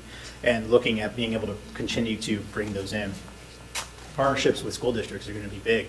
There's a lot of commonality in the issues that we deal with when you look at cities with economic development, crime, recreational opportunities, quality of life. Partnerships with school districts can really help on every one of those issues. What cities can provide, where high schools can provide, and really begin partnering with the business community and really tying those dots so that we can funnel kids in and give them an opportunity to enhance their own careers and have it where Laredo can continue to receive the benefits from that. In the FIRD project, just to follow up real quick, on the FIRD project, actually, the city's actually working right now with Laredo College and actually doing that at the airport. So that's a new project that they're in work. But would you, as city manager, create some kind of committee that put all these entities that deal with education to make sure that the programs are not just put at the college level, which is great, but it starts really at the middle school to the high school. So there is an established program for our workforce when it comes to international trade, when it comes into things that our community really works with.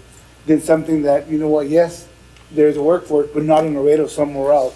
But to get our kids in the workforce, that's going to help our community, because the better the workforce, companies look for that to see, do I want to move there because the workforce is there? Mm-hmm. Yes. What would be your plan? My plan with that is always good to get the educational community in. So in that first 90 days, if you will, when you're out meeting and introducing, it's when you go to that ISD and saying, okay, let's talk about how we can capitalize on the talented youth that we have in the high schools, elementary, middle schools. How do we get them plugged into our government and into the business in the economic development that we have within there, because they're always looking for talent when they come in, and how do we get them communicated with our business community? How do we get those connections going?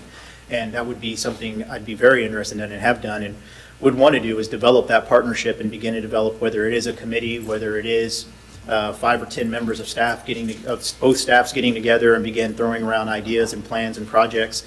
Absolutely. Thank you. Thank you.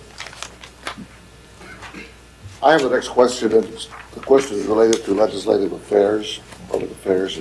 You made reference to it in your presentation in regards to your federal and state initiatives and what you all have done. I think more specifically what I wanted to focus on is your personal views in regards with city government actually going out there and hiring state or federal legislative firms to assist the community, particularly Laredo, in getting their projects moved forward. What is your view, and have you had any experience that you can cite where the hiring of those have been successful or have not? So in each community that I have, we've hired lobbyists. Lubbock had them, Irving had them, Cedar Park had them, and McKinney had them. In fact, I was one of the ones in McKinney to bring another lobbyist on board they were called Hilco, and they've switched over. But to bring them on, they can be very, very successful. We've had a lot of success with them. The runway extension was a successful project. The $15 million that we were able to receive was directly attributed to having those connections that they were able to get us into offices of the lieutenant governor and our state senator, and develop those relationships and get us through processes that, quite frankly, as a local official, I don't really understand how their budget process works and how they make those cuts, but them being able to get there and go. I think it's critically important. I can understand why some public members, and even in our council, council before, you'd always have probably one that says, I don't believe we should be spending public dollars on lobbyists, and they would say, they would vote no, and I could understand their viewpoint. But the decisions that are being made by the legislature affect you every day. And when you look at your franchise fees, and when they went and took that for the little modes that they can go on that cities used to collect money, that cost Irving $3 or $4 million in their budget. And those lobbyists are out there working. And so sometimes, you know, I think it's an educational piece of understanding that there's decisions that are being made that elected local officials, local governments have to get out there and say, we get that you're trying to make it for whatever reason, but there's an impact that comes through. And if a city is taking a $4 million hit on your budget because a franchise fee that you're able to charge is no longer valid and it can be open, I mean, that really has a regular impact on what you're able to fund, what you're able to do when you look at property tax caps. That's one of the big issues that we've been working with up in, you know, the Dallas-Fort Worth area. That's a huge issue. I mean, that really then begins to limit cities and what they're able to provide incentive-wise and bringing businesses in. All of these things in which Texas has been prided on with the ability to attract businesses have been through the local government and the local level. And so to be able to continue to compete and to be able to tell your story, from my vantage point, it's been successful. It's been able to get us through all the legislation that I placed on my success list was in partnership with lobbyists that the cities have hired to get us into those meetings. Is that mainly at the state level or at the federal level? What about the federal level? The federal level, we did have a federal lobbyist, more specific on airport side.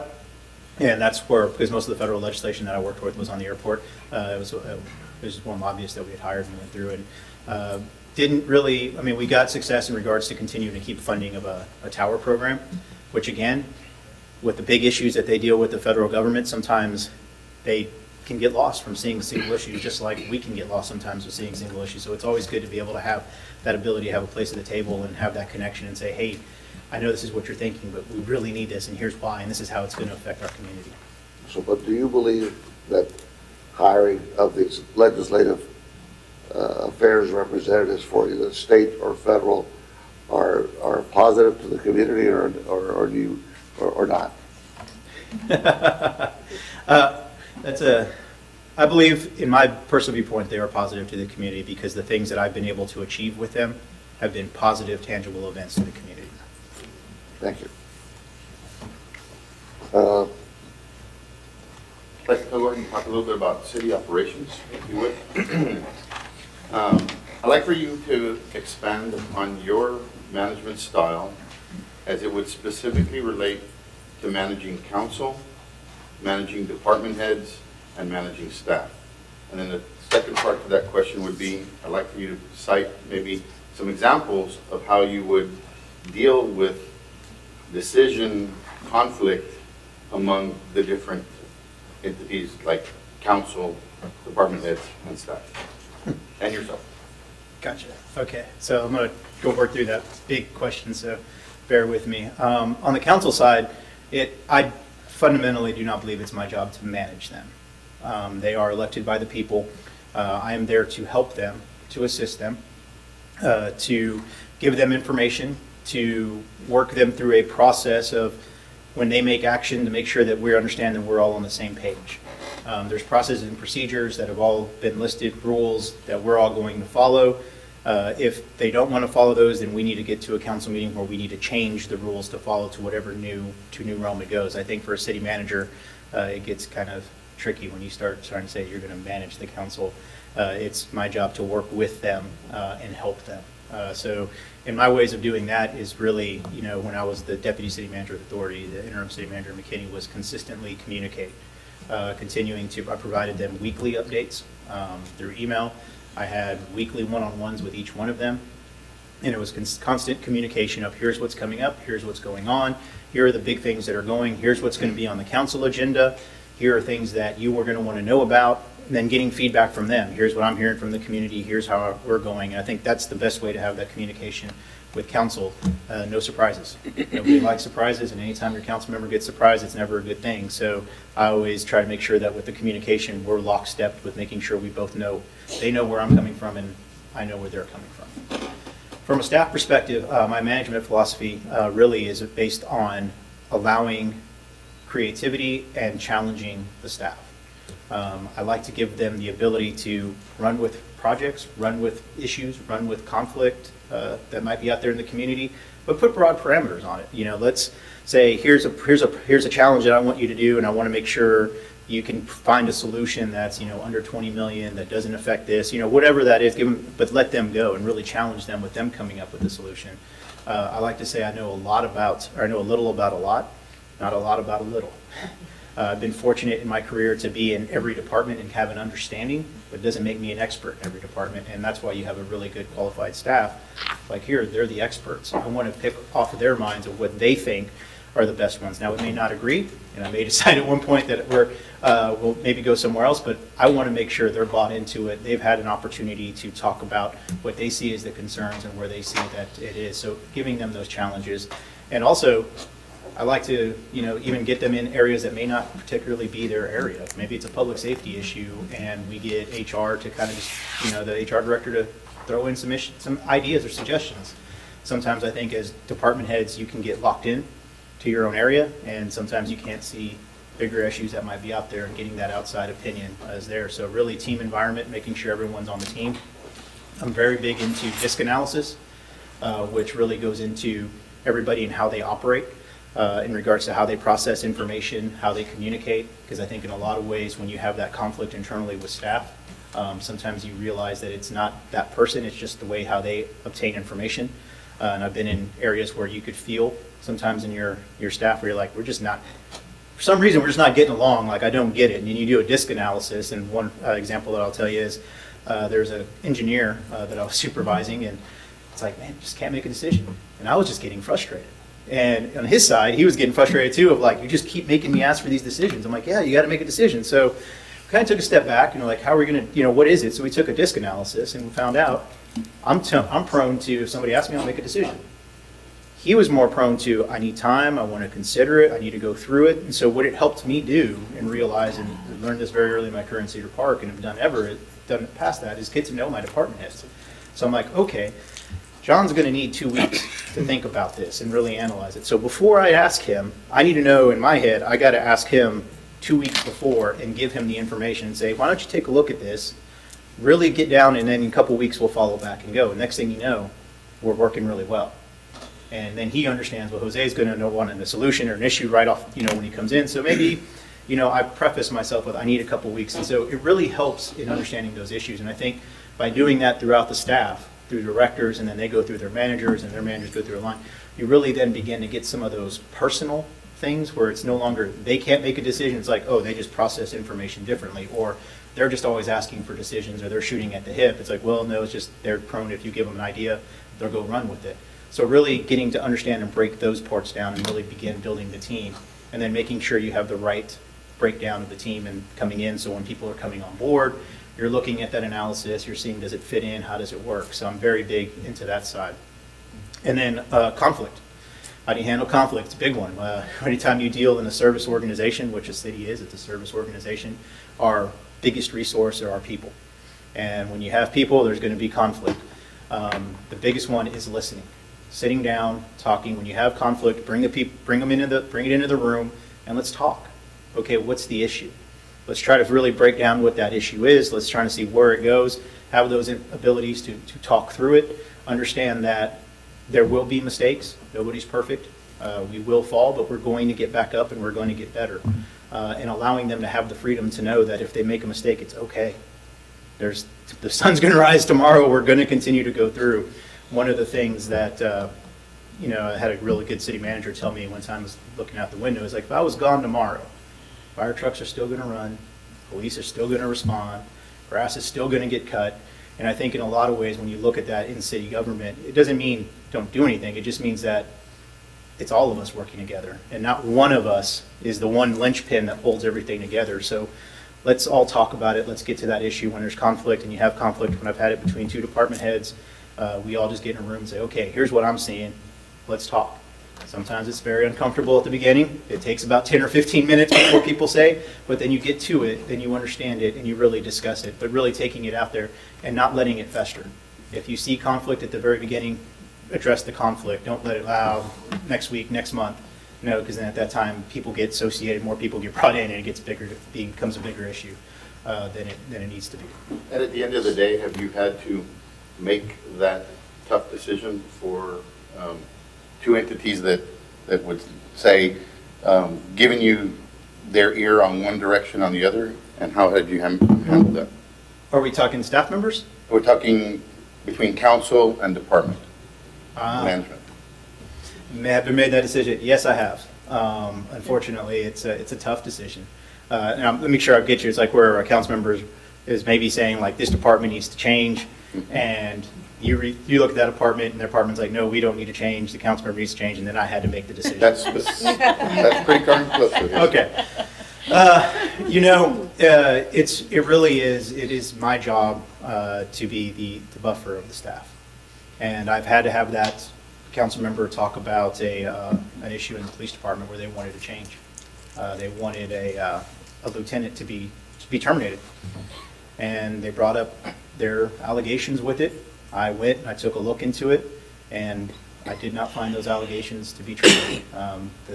What I did find was that the lieutenant probably had some bad customer service, and we can work on that, but it wasn't anything that was a terminable offense. So I respectfully went to the council member and I said, I understand where you're coming from, I see it, but I don't see that. I see a customer service issue, and we're going to provide training, and it's not going to happen again. And if it happens again, that'll happen. But I was like, I don't see anything to be terminated. Now, the council member didn't take it very well. Was pretty upset. But we continue to work on that relationship. I mean, that's all I can do. If there's not a terminable offense, I will not do one just to do one. I actually consider that we call it in the business, it's a big sin. If you start sacrificing your staff at the whims of council members if they're not correct. I mean, you can't. You have to run an organization to run. You have a lot of employees that come that this is their life, this is their profession, and I'm tasked with that. And if that issue becomes an issue in my evaluation, that's where it should be taken. That's where it should be taken, and I'm okay with that. Good. Thank you. So I guess you want me to help you with a question, or? Because I know you covered trade and transportation. This is a very critical area for all of us here. So Mr. Dueñas is in the industry. So I think this one deals more on the area of specifically, we have a road called Mines Road. We have substantial traffic issues there in the Mines Road due to the number of trailers and tractor trailers that traverse all of the, not just on that road, but even through our bridges. So his question is, what would you do to improve the traffic issue? And what would you do? There's another issue related to the bridges. There's some discussion about expansions of existing bridges or new bridges being under consideration. So I guess any experience in that, or any thoughts about your views about that? Experience is going to be no. I don't have experience in it, but there's been a lot of things that I've gotten in life and city government that I didn't have experience in doing, so it doesn't scare me, and I look at it as a challenge. I think what I see this right off the bat being the Best Practices Summit with Noel and Tomas, and I sit down and talk with them and say, well, how are y'all doing it in El Paso, and how are you doing it in Brownsville? What steps are you going about it? They've been there. Tomas has been there now probably 5 years. Noel, a little over a year. They can help. There's no way to reinvent the wheel. Now, does it mean necessarily what works for them will work here? But I think for me, it'd be a really good starting point in regards to getting that understanding, that grasp of, okay, what is it that you're working on? Here are the issues that I find, and they may have a best practice that works. They're very interested in having best practices with Laredo to make sure that what works here may work for them too as well. So the way to tackle that problem right off the bat is I'd reach out to them really quickly, get up to speed and see what they're doing and see if there's any issues or suggestions they can throw out, and then look at seeing how that would tailor make into Laredo. One more. Do you speak Spanish? I can, yes. I can speak Spanish. I understand it very well. Speaking it is one that can be a challenge when it gets really fast. When I went to Spain in probably it was 4 years ago, I was able to get by. They talk a little slower, so I was able to get by pretty well. Not fluent by any stretch of the means, something I would definitely change. I've been trying. My parents are fluent. They get on me all the time. The problem that I've had is you can learn it on a phone unless you're consistently having dialogue. It's very difficult, and a lot of the work areas that I work, there's not a consistent place where I can have dialogue with somebody in Spanish, so that's also a really attractive thing about Laredo for me, is that I can look, know, and hear. I was at, I bet, in about 2-3 months, I was like, I'll be at it pretty quickly. I know it's there. It was the first language I spoke when I was a kid, and then I went to daycare, and then apparently I lost it. My parents, I guess it's more, he preferred to ask the question in Spanish. You can respond in English or in any language you want. No problem, it's more practice. Vamos a practicar un poquito. ¿Estudiaste la ciudad de Laredo antes de venir aquí? Sí. Sí. Yo veo que tu experiencia en tus documentos es muy grande en el aeropuerto. ¿Sabías que Laredo es el número 1 aeropuerto de carga en Texas? Yeah, the number one. On airport. Port, The number one freight, Number one freight, airport in freight. the chart. Freight, that's right. Okay, I just want to make sure. I knew number one airport in Texas, the freight airport. Were you Yes. aware of that? Yes, sí. ¿Qué podrías hacer para que sigamos en el top de carga en Laredo, Texas? ¿Cómo funcionarías en el aeropuerto? What would you do in regards to maintaining that, helping Laredo maintain its Gotcha. position as that important port, Airport's very important. I've got a love of aviation since I've been over it now when I was in McKinney. To continue to maintain the cargo side is really to continue to make sure, when you look at it, when I look at airport businesses, is making sure we have the infrastructure. When you look at businesses that want to come into your airport, they want to make sure it's quick, fast, easy, accessible, and if they need a hangar, they have an ability to hangar. So to continue to maintain is to continue to invest in the infrastructure at the airport, to continue to make sure that you're, I always like to call 25% ahead. So once you know you're about to fill out, you got 25% more opening up, and you continue to keep opening up and opening up, because once you get filled, and it's the hard part about aviation, right? And you don't have any room, they'll find somewhere else, and it's too hard to bring them back into your airport. So it's continuing to make sure that we have capacity, infrastructure-wise and hangar-wise, to continue to be able to build and expand. Nuestra torre de control no funciona 24 horas al día. they don't operate 24 hours. Mhm. The bridges don't operate 24 hours here, like some airports may do, I think right? his point was that the air traffic control tower doesn't operate 24 hours. Exactly. Right. So they rely on Houston Okay. to support them when they go offline. Okay. So, ¿Qué which piensas? experience in doing that? So, in McKinney, we had an airport traffic control tower, and they're not 24 hours, but they also were not funded for, I think it was like 7 a.m. to 8 o'clock at night, and we needed them to be 6 a.m. to 10 o'clock at night, and the city went ahead and funded that ability, and that is extra hours. So if 24 hours was something that would work, and the business plan stated that this is how much we're missing out on, there's an option of where you could be able to do your contract tower or your tower to fund it, whether it's the city providing it, and then with the revenue that they're bringing in, offset those costs. There's the ability to do that. Thank you, Mr. Madrigal. Gracias. Ms. Gale has a question on another topic. It concerns employee and labor relations, and you kind of touched on it with Mr. Puig's question. So, Mr. Dueñas asked you if you had studied Laredo, and you said yes, so I'm sure you're aware that we've had some instability here with the city manager position. So I guess my question to you is, how would you address improving employee morale because of this instability that we've had? So it'll take time. When I was in McKinney, we had what you would call a rocky time. I was there, started in July of 2013. The city manager was gone by February of 2014, and then I had to take over who had only been there was maybe 4 or 5 months, and they didn't know me, and this was the first. They probably had already gone through 6 or 7 city managers at the time. They weren't known for their the ability of city managers to stay long, and it still really isn't. It's a very tough community, and so really beginning to build that morale was difficult. What I found that worked was employee town hall meetings, going to each department, really doing a lot of outreach and talking with employees and saying hi, introducing myself, begin establishing employee recognition programs. But the hard part is going to be time. Because when you look at employees, especially those long tenured ones who've seen it, 1 year isn't going to be enough for them. Okay, you'll hear, we'll see you. And we got that in McKinney. He's like, yeah, I'll see you in 3 years, see if you're here still. And you're like, okay, but it's the continual being able to go out there, meet with them. You can't be in your office all day and not being out with them. You have to be out with them. You have to talk with them. You have to go out, and when they do something well, celebrate it. And go down there and personally show that you're celebrating it with them. I think that's where it really comes into, where they know that you care, that you truly care. You're just not there because you just want to be city manager. You truly care. You want everyone to be able to enjoy coming to work. Coming to work at the City of Laredo is a choice. They all have made that choice to come here. So there's something that inspires them, that has a passion about working here.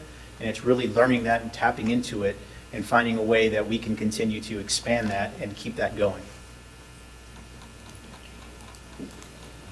Thank you.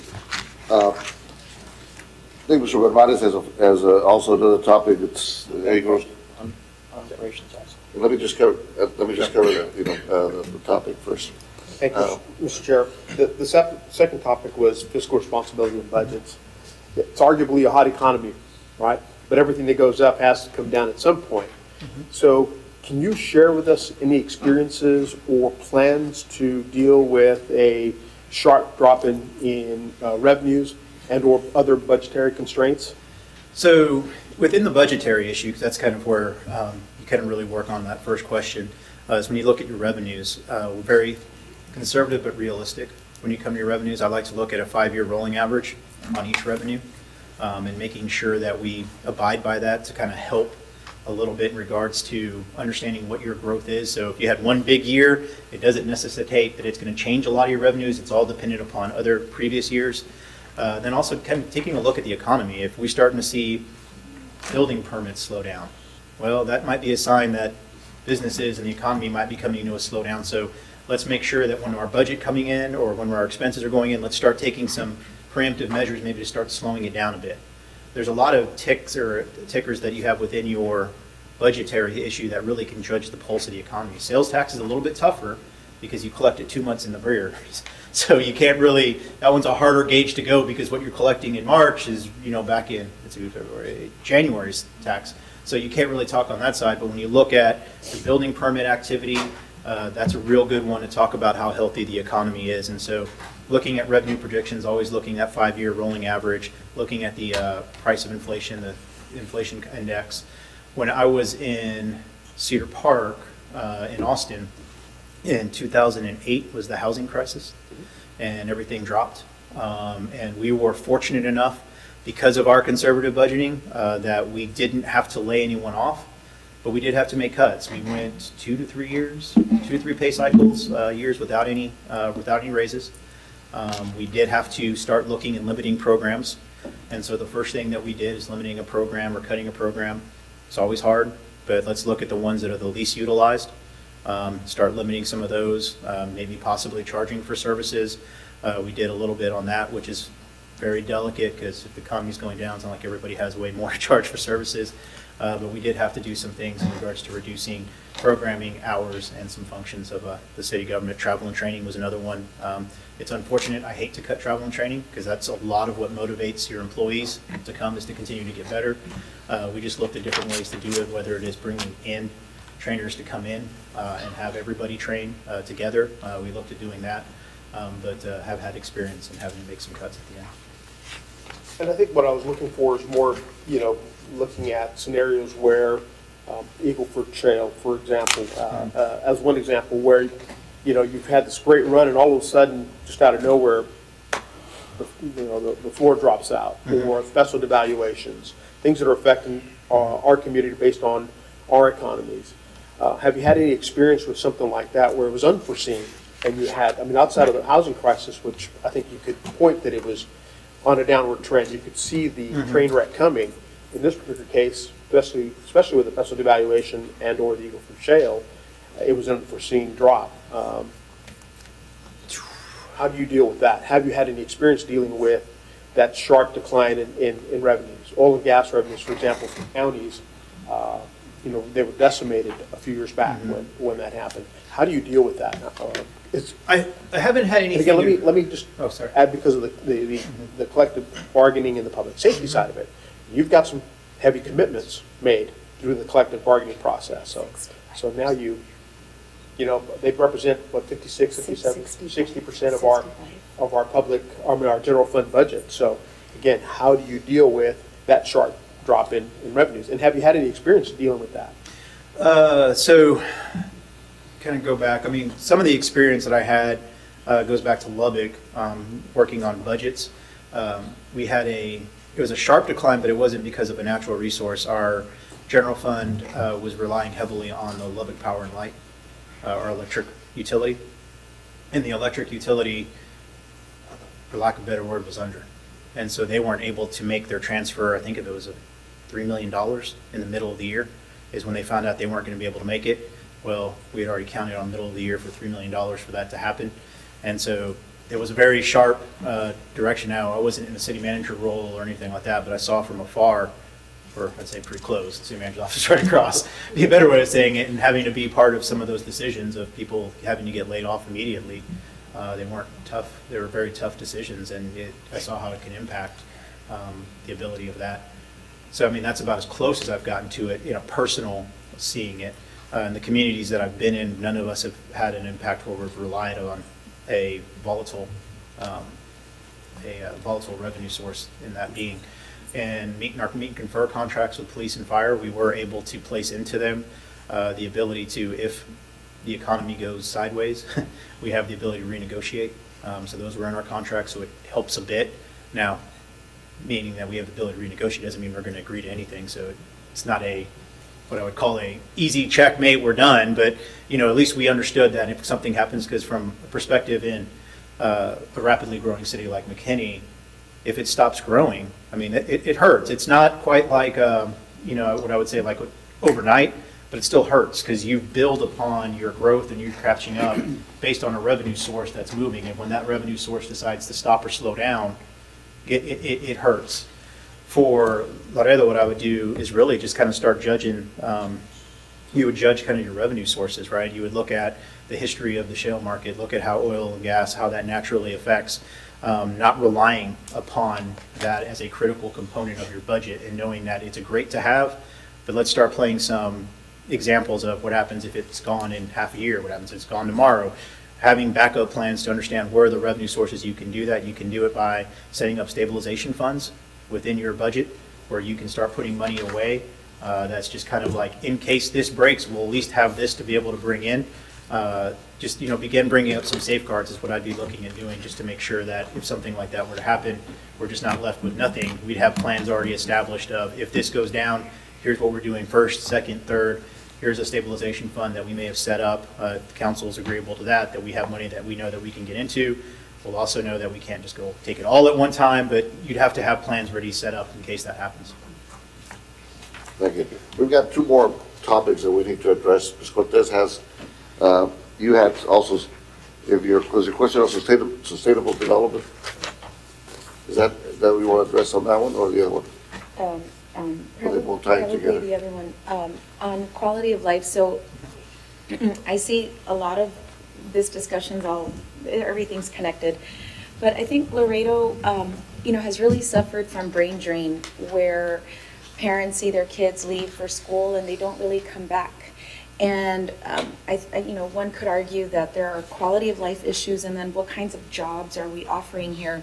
And Laredo has really prospered through trade. That's our bread and butter, but it also makes us vulnerable. And I think there's a need to really diversify the economy much more, to spread out risks and just to make this place more interesting and fun for young people to come back and invest in. And certainly we have not capitalized on a green economy that's booming everywhere as well. But so I wanted to ask you, what are some of your thoughts, so young folks who leave, or how would you keep local talent, whether they're young recent graduates or people who in their 20s and 30s here seeking more opportunities, how would you work to keep local talent and have them and invest more in here? And I'm sorry, I prefaced everything because I just think of jobs and I think of quality of life in general with regard to this topic. But brain drain is a serious issue for us. So a little bit of similar circumstances in Lubbock. They kind of had the same issue, right? People would go to school at Tech and then they're gone. And they always felt like it was like everybody would just go and then you'd leave. And how did they continue to keep those students in? So kind of seeing that portion of it, especially in an economy that's probably, it's not similar to Laredo, but it's based on agriculture, and university, and research. And if you don't have those kind of skills, right, it's not so as diversified. If you want banking and all that, they kind of take off. I think the first thing, really is kind of looking at doing some surveys. You got to get the information of why are they leaving and why aren't they coming back. Don't know. And I think that's the hard piece. You got to really understand it. And I think by doing some strategic surveys of finding those that grew up in Laredo, that have moved out right after they got out of college or left for college and didn't come back, why haven't they decided not to come back? And you can hire firms that can get us some information. Is it because they didn't have the entry-level professional positions? Is it because whatever reason? Is it because the amenities that are offered, schools, whatever? What is it? But really begin to understand what that issue is, because I think without having that strategic knowledge point, I wouldn't want to be shooting in the dark. I'd like to know what is it, why aren't they coming from it? And then when we find out what those issues are, then you can really begin, let's do a plan to attack it. Let's say, okay, if it is professional entry-level jobs aren't here, well, let's figure a way out how to get there. What are the industries that are doing professional entry-level jobs that are growing? And how do we make Laredo be an attractive place for one of those businesses to come here? Where is it an industry that's coming here? Is it maybe that we need to do incubators, which can really work sometimes for these entrepreneurs that might want to try it. Maybe that's a great place to begin, and do we strengthen that up? But I think the most important part is really beginning to understand why those that have grown up and been here leave and haven't come back, and really get that knowledge base and find out what those points are that's important to them, and let's attack a plan to head on some of those. And then just to follow up, Mr. Chairman, on diversifying the economy. I mean, you have a really wonderful portfolio of these great companies that you've been able to attract to already a tier 1 city, and we don't have that sort of advantage of a large metroplex and things like that. But what plans would you have for a city of our size, fast growing, dynamic, to diversify the economy and bring in other sorts of businesses? What have been sort of your secrets to doing that, and how would you apply that here? Being strategic is really the secret that we've looked at in everything. Every one of those lists, Irving a little bit different because it has Las Colinas is in Irving and it's a business center, so it's a lot of those jobs. That's where people are looking. But Cedar Park, McKinney, Lubbock, and even Laredo, they all have their challenges. They all face the same types of issues, maybe just versed in a little bit different. When you look at McKinney suburb community, no businesses want to come out there. That's the realm. That's what people think. And so that's the part that you're having to fight. So the same part here is, and what we're doing is strategic. Is like, what do we need? What is it that really is important for us, and what are we going to focus on? Or, Cedar Park is like, we're going to bring an event center because we know it's going to bring a shopping center, and then we're going to get a hospital. And it was a plan to go those 3 things. Very strategic, here's how we're going to go about it. And it allowed us to focus on, okay, here's where we're going to go. And the council was very gracious enough to have patience, because it took years to go through these processes of finding the right deals and everything else to make through. And you'd hit it, and you knew. It's like, okay, we get an event center. It's going to bring the retail. And once you get the retail, you're going to have that lunch crowd, and you'll be able to then develop a hospital. And it was a 150-bed hospital. Now that hospital since has expanded. And a lot of that corner, which would be, I don't know if y'all are familiar with Austin area, it's 183A Toll Road and 1431. It all expanded and blew up. And now there's development in retail, but it was spurred by really one big thing and a vision and a goal. And I think that's the part of where, when you look at economic development and diversifying it, is really understanding what type of business you're looking for, and you go for it. sometimes in economic development, you try to be the be-all to all, and you end up just getting a whole smorgasbord of things that don't really quite fit in and don't really have a strategic purpose. And I know I've used that a lot, but I really do believe in the success that you go through has to be strategically purposed and well-placed. Otherwise, it's not going to hit the mark, and it's going to be halfway there. And if you get a halfway solution, it doesn't really make it. So you got to look at Laredo and what are these emerging businesses? Where's the growth coming from? And how can we how can we market the attractiveness for them to come here? And that's how we bring it in. And then we start getting very strategic and then bringing in the components that go next to it. Mr. Garcia, you have the last topic, which is community initiatives. The Viva Laredo Comprehensive Plan was a citizen-intensive endeavor that required a scorecard, a yearly progress report of each of its goals, policies, and a proposed timeline for meetings and milestones. Please explain how your administration will implement a strategic plan and how the progress to communicate with the public, the council, and how you go about this. Okay. The first part is, you look at the council's vision and values and their strategic adopted plan and working with them to develop the plan. Council has one, you have that plan. Your second step then would be getting your departments, and this is kind of where I really kind of come in, to develop a business plan that folds into the strategic plan. And that's a lot of work. It takes a bit for the departments to understand how they fit in, because normally what you'll get from departments is like, I don't get it, I don't fit into that. And you're like, you do. And you've got to kind of explain to them how they work into it, how they go, how their goals are. And then you get the business plans developed for the departments that fit into the strategic plan. And you come back to the council and you represent that portion of it and say, okay, here's your strategic plan. Here's our business plans that we've developed from a department head level that will go and support your strategic goals and your values that you've established. And each one of these, we will now call this our language. This is how we will operate.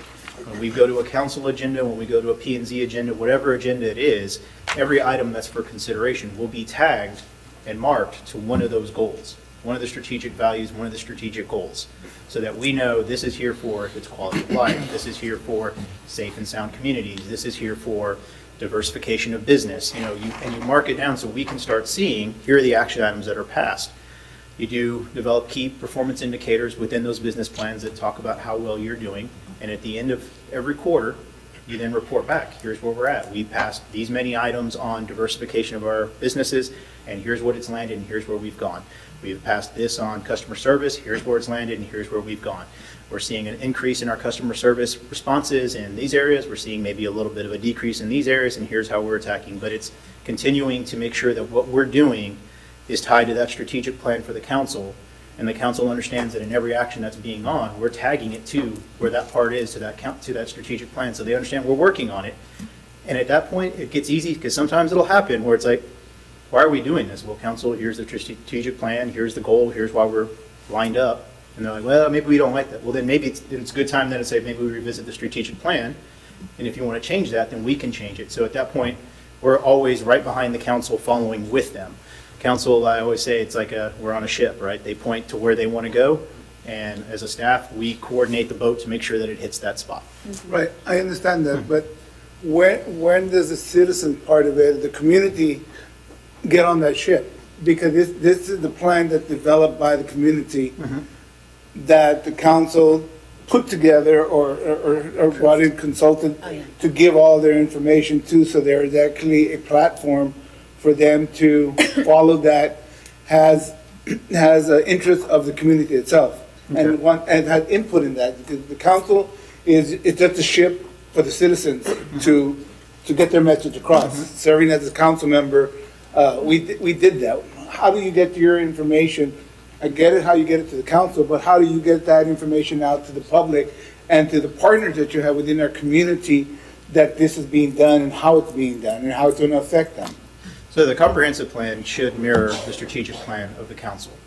So that's kind of why I say the strategic plan, because if it went to the citizens, then you would imagine the council would then make that part of their strategic plan. For your tout-outs to the citizen side specifically, you'd look at community events. You would host citizen town halls.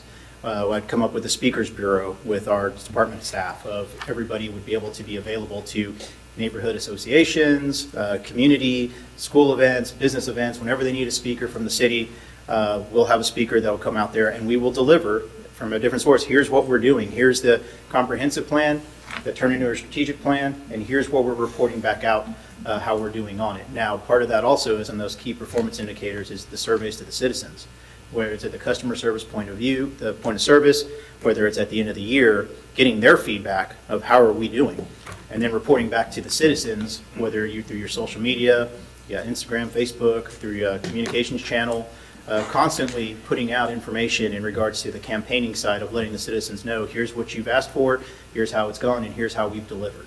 And continuing giving that feedback loop within the citizens and making sure that they're understanding that this is where we're going. So council meetings are also another great point of that. You can do a workforce operations component in your council agenda, where in 15 minutes we can talk about an update that's going on within the city, constantly reporting out, here's where we're at on our strategic plan, here's where we're at, here's what we've heard from the citizens, here's where we've checked the boxes, here's where we've heard from you and we haven't quite hit the mark, and here's what we're going to do to continue to make sure that. Yeah, just one more question to that.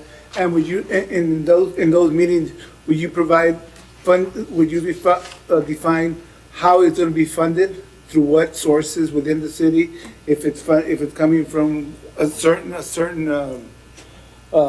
pool of money, is it coming from a program, is it coming from something you're going to lobby, a grant? Would that be part of the discussion back to the community on where all this is going? Because you can come back and say, this is what we want to do, but if you don't have a funding source, it's just a wish and there's nothing else to go with it.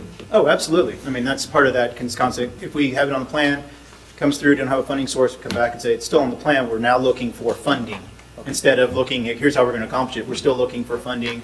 We tried a grant, maybe that didn't work. We tried legislature, that didn't work. So always consistently reporting back to them where that stands in the process. Thank you. Thank you, Mr. Chair. Thank you. So we have touched each topic. Obviously, we don't have room for all of us to have a follow-up question. There is one request from Mr. Rodriguez for a follow-up question. I'll allow that. It's regarding city operations. In city operations, like in the operation of any business, there's a number of things that are very, very important. Productivity, efficiency, safety, employee training, timeliness, customer service, accountability, and very importantly is a performance measurement for improvement. As it relates to that, what can you tell me about standard operating procedures? What value do they provide? Have you used them in the past? And do all departments you currently oversee have written SOPs in place? SOPs can have importance depending on the departments that they're in.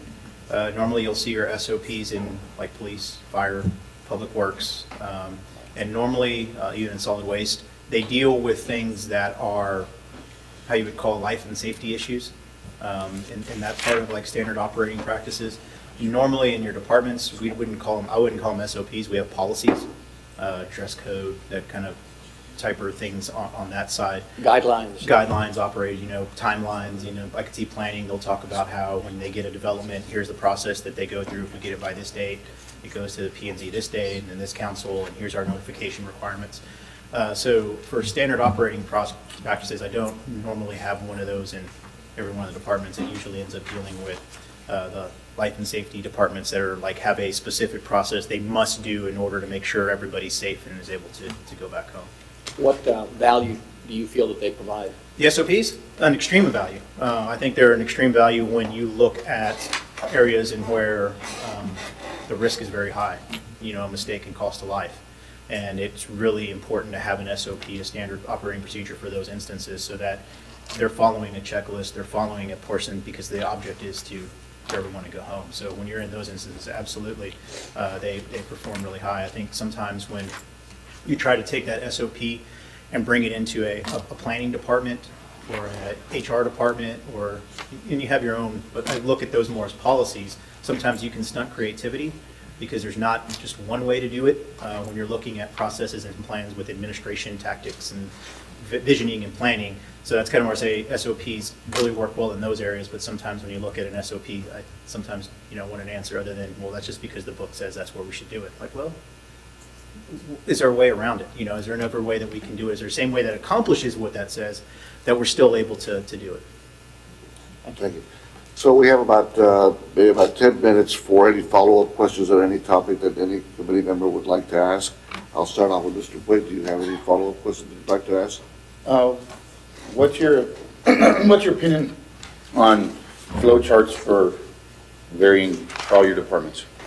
For operations, Okay. flow charts. Like flow in regards to how the work's getting done, or how So people. the general public can perceive or come in to work with the department.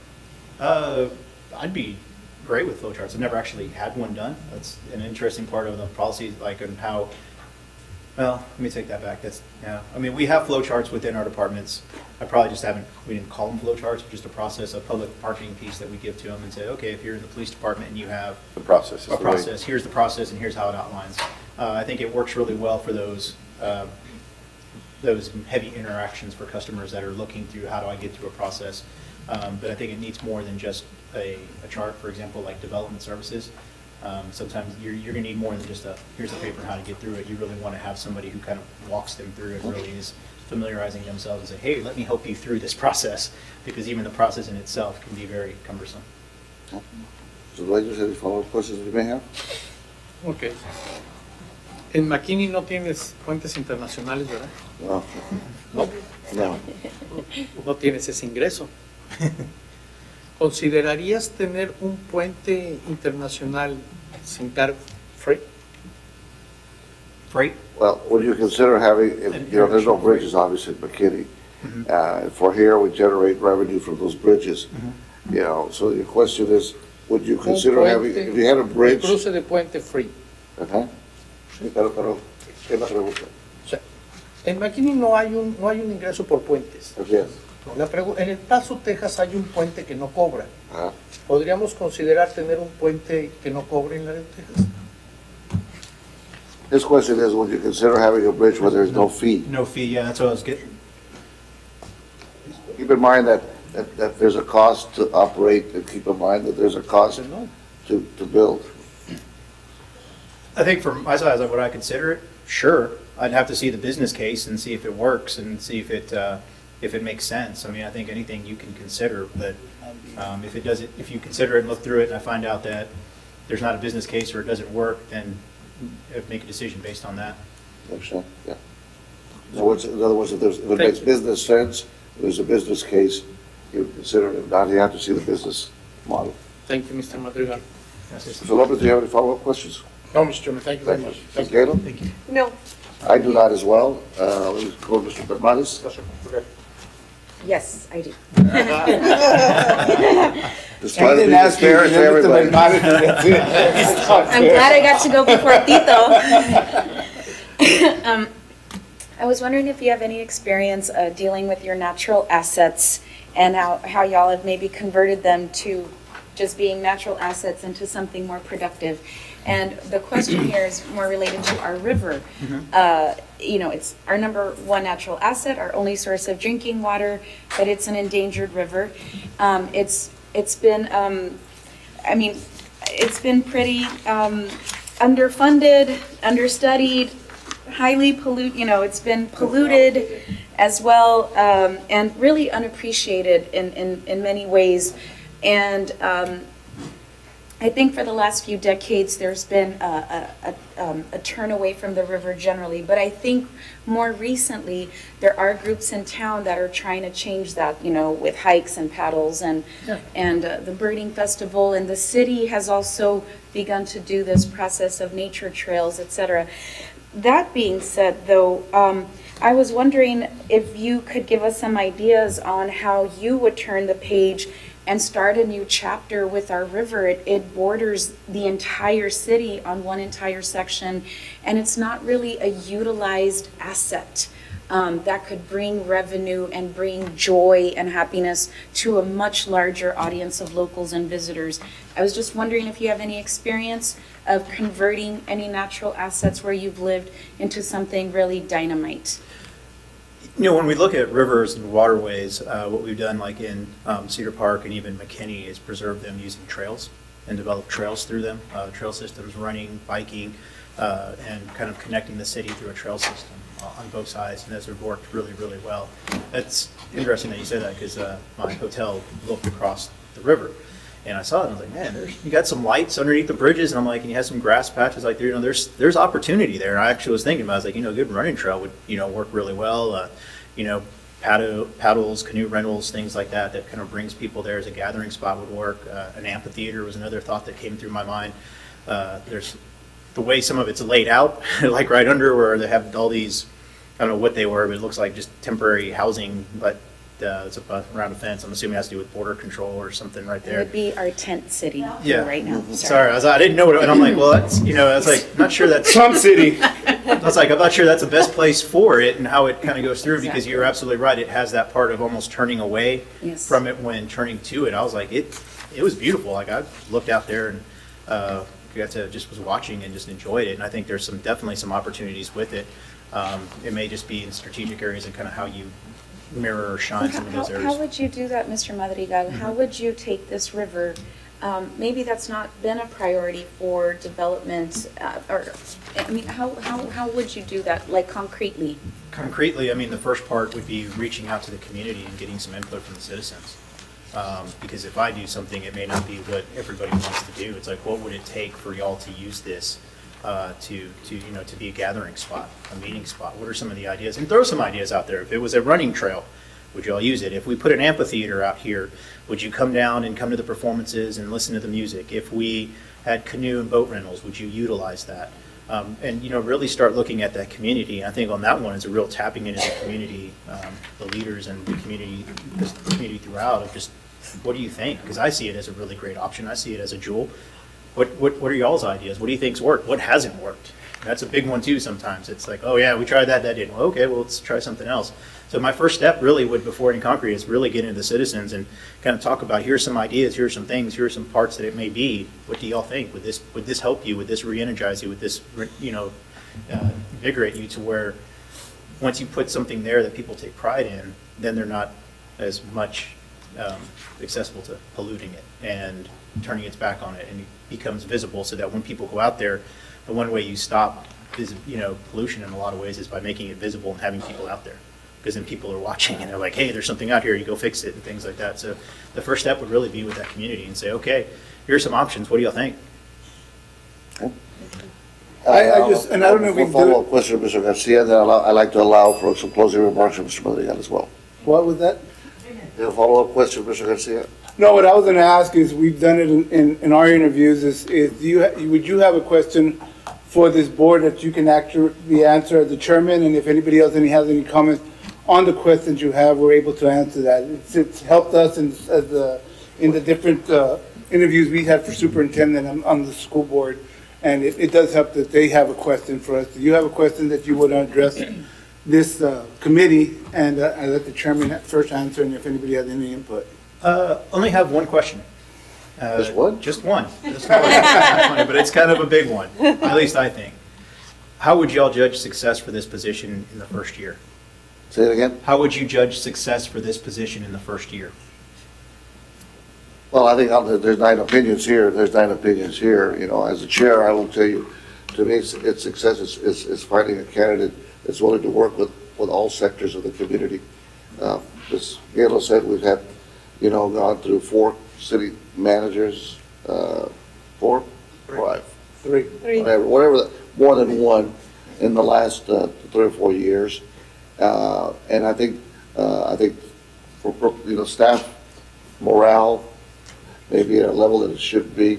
I think the community, the public perception out there may be also, challenging.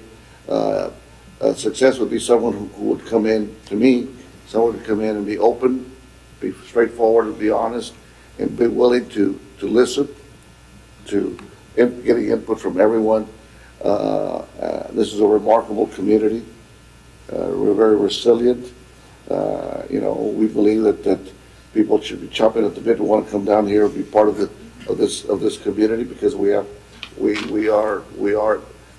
the focus of a lot of attention, especially for trade and transportation. And that's one of the things that I would see would be a success, that would be, to have, you know, listening and having open dialogue, communication with the public, staff, private sector, other sectors of government as well, which is we have other government entities as well. Anyone else want to? Very well said. Thank you. Very well said. That's it for me. Any remarks, closing remarks from you that you want to share with us? Absolutely, just thank you. It's been an honor to get to come down here, to be considered. Laredo it's an awesome community. I've enjoyed my time here. I hope this is not the end of the journey, that it continues through, but I appreciate everything that y'all have done. I appreciate your time, specifically in how you've taken with this process of really wanting to make sure you get the right candidates. That's something to be said of how important that this position is for the community. So thank you very much for your time, and I wish you all the best of luck and hope to see you all soon. Well, I want to thank you. This is a very special day, I understand, for you as well. It's your birthday today. Birthday tomorrow, but my wife had scheduled the birthday party today, and so I was joking. I'm like, I got to get back. I was like, happy wife, happy life. So, That's right. Trying to. You had Valentine's Day yesterday, and you have your wife, and we want to wish you safe travels, and thank you very much. Appreciate you. Yes, Thank you all very much. Thank you very much. Thank you.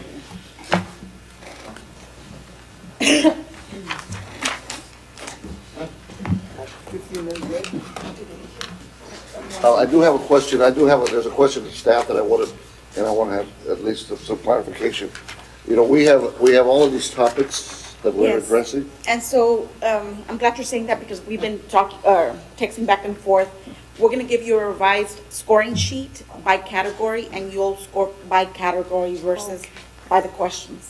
Okay. So we'll have that, when you come back, we'll have something on your table. Thank you. Okay. Thank you. So we have 15 minutes before the next candidate comes in. Let's take a 10-minute break. Yeah. And let us be seated by 11:10 so we can wait for the next candidate. Should we schedule recess? So in Go other ahead. words, Go ahead, Joel. you'll just- We have to make sure. instead of two.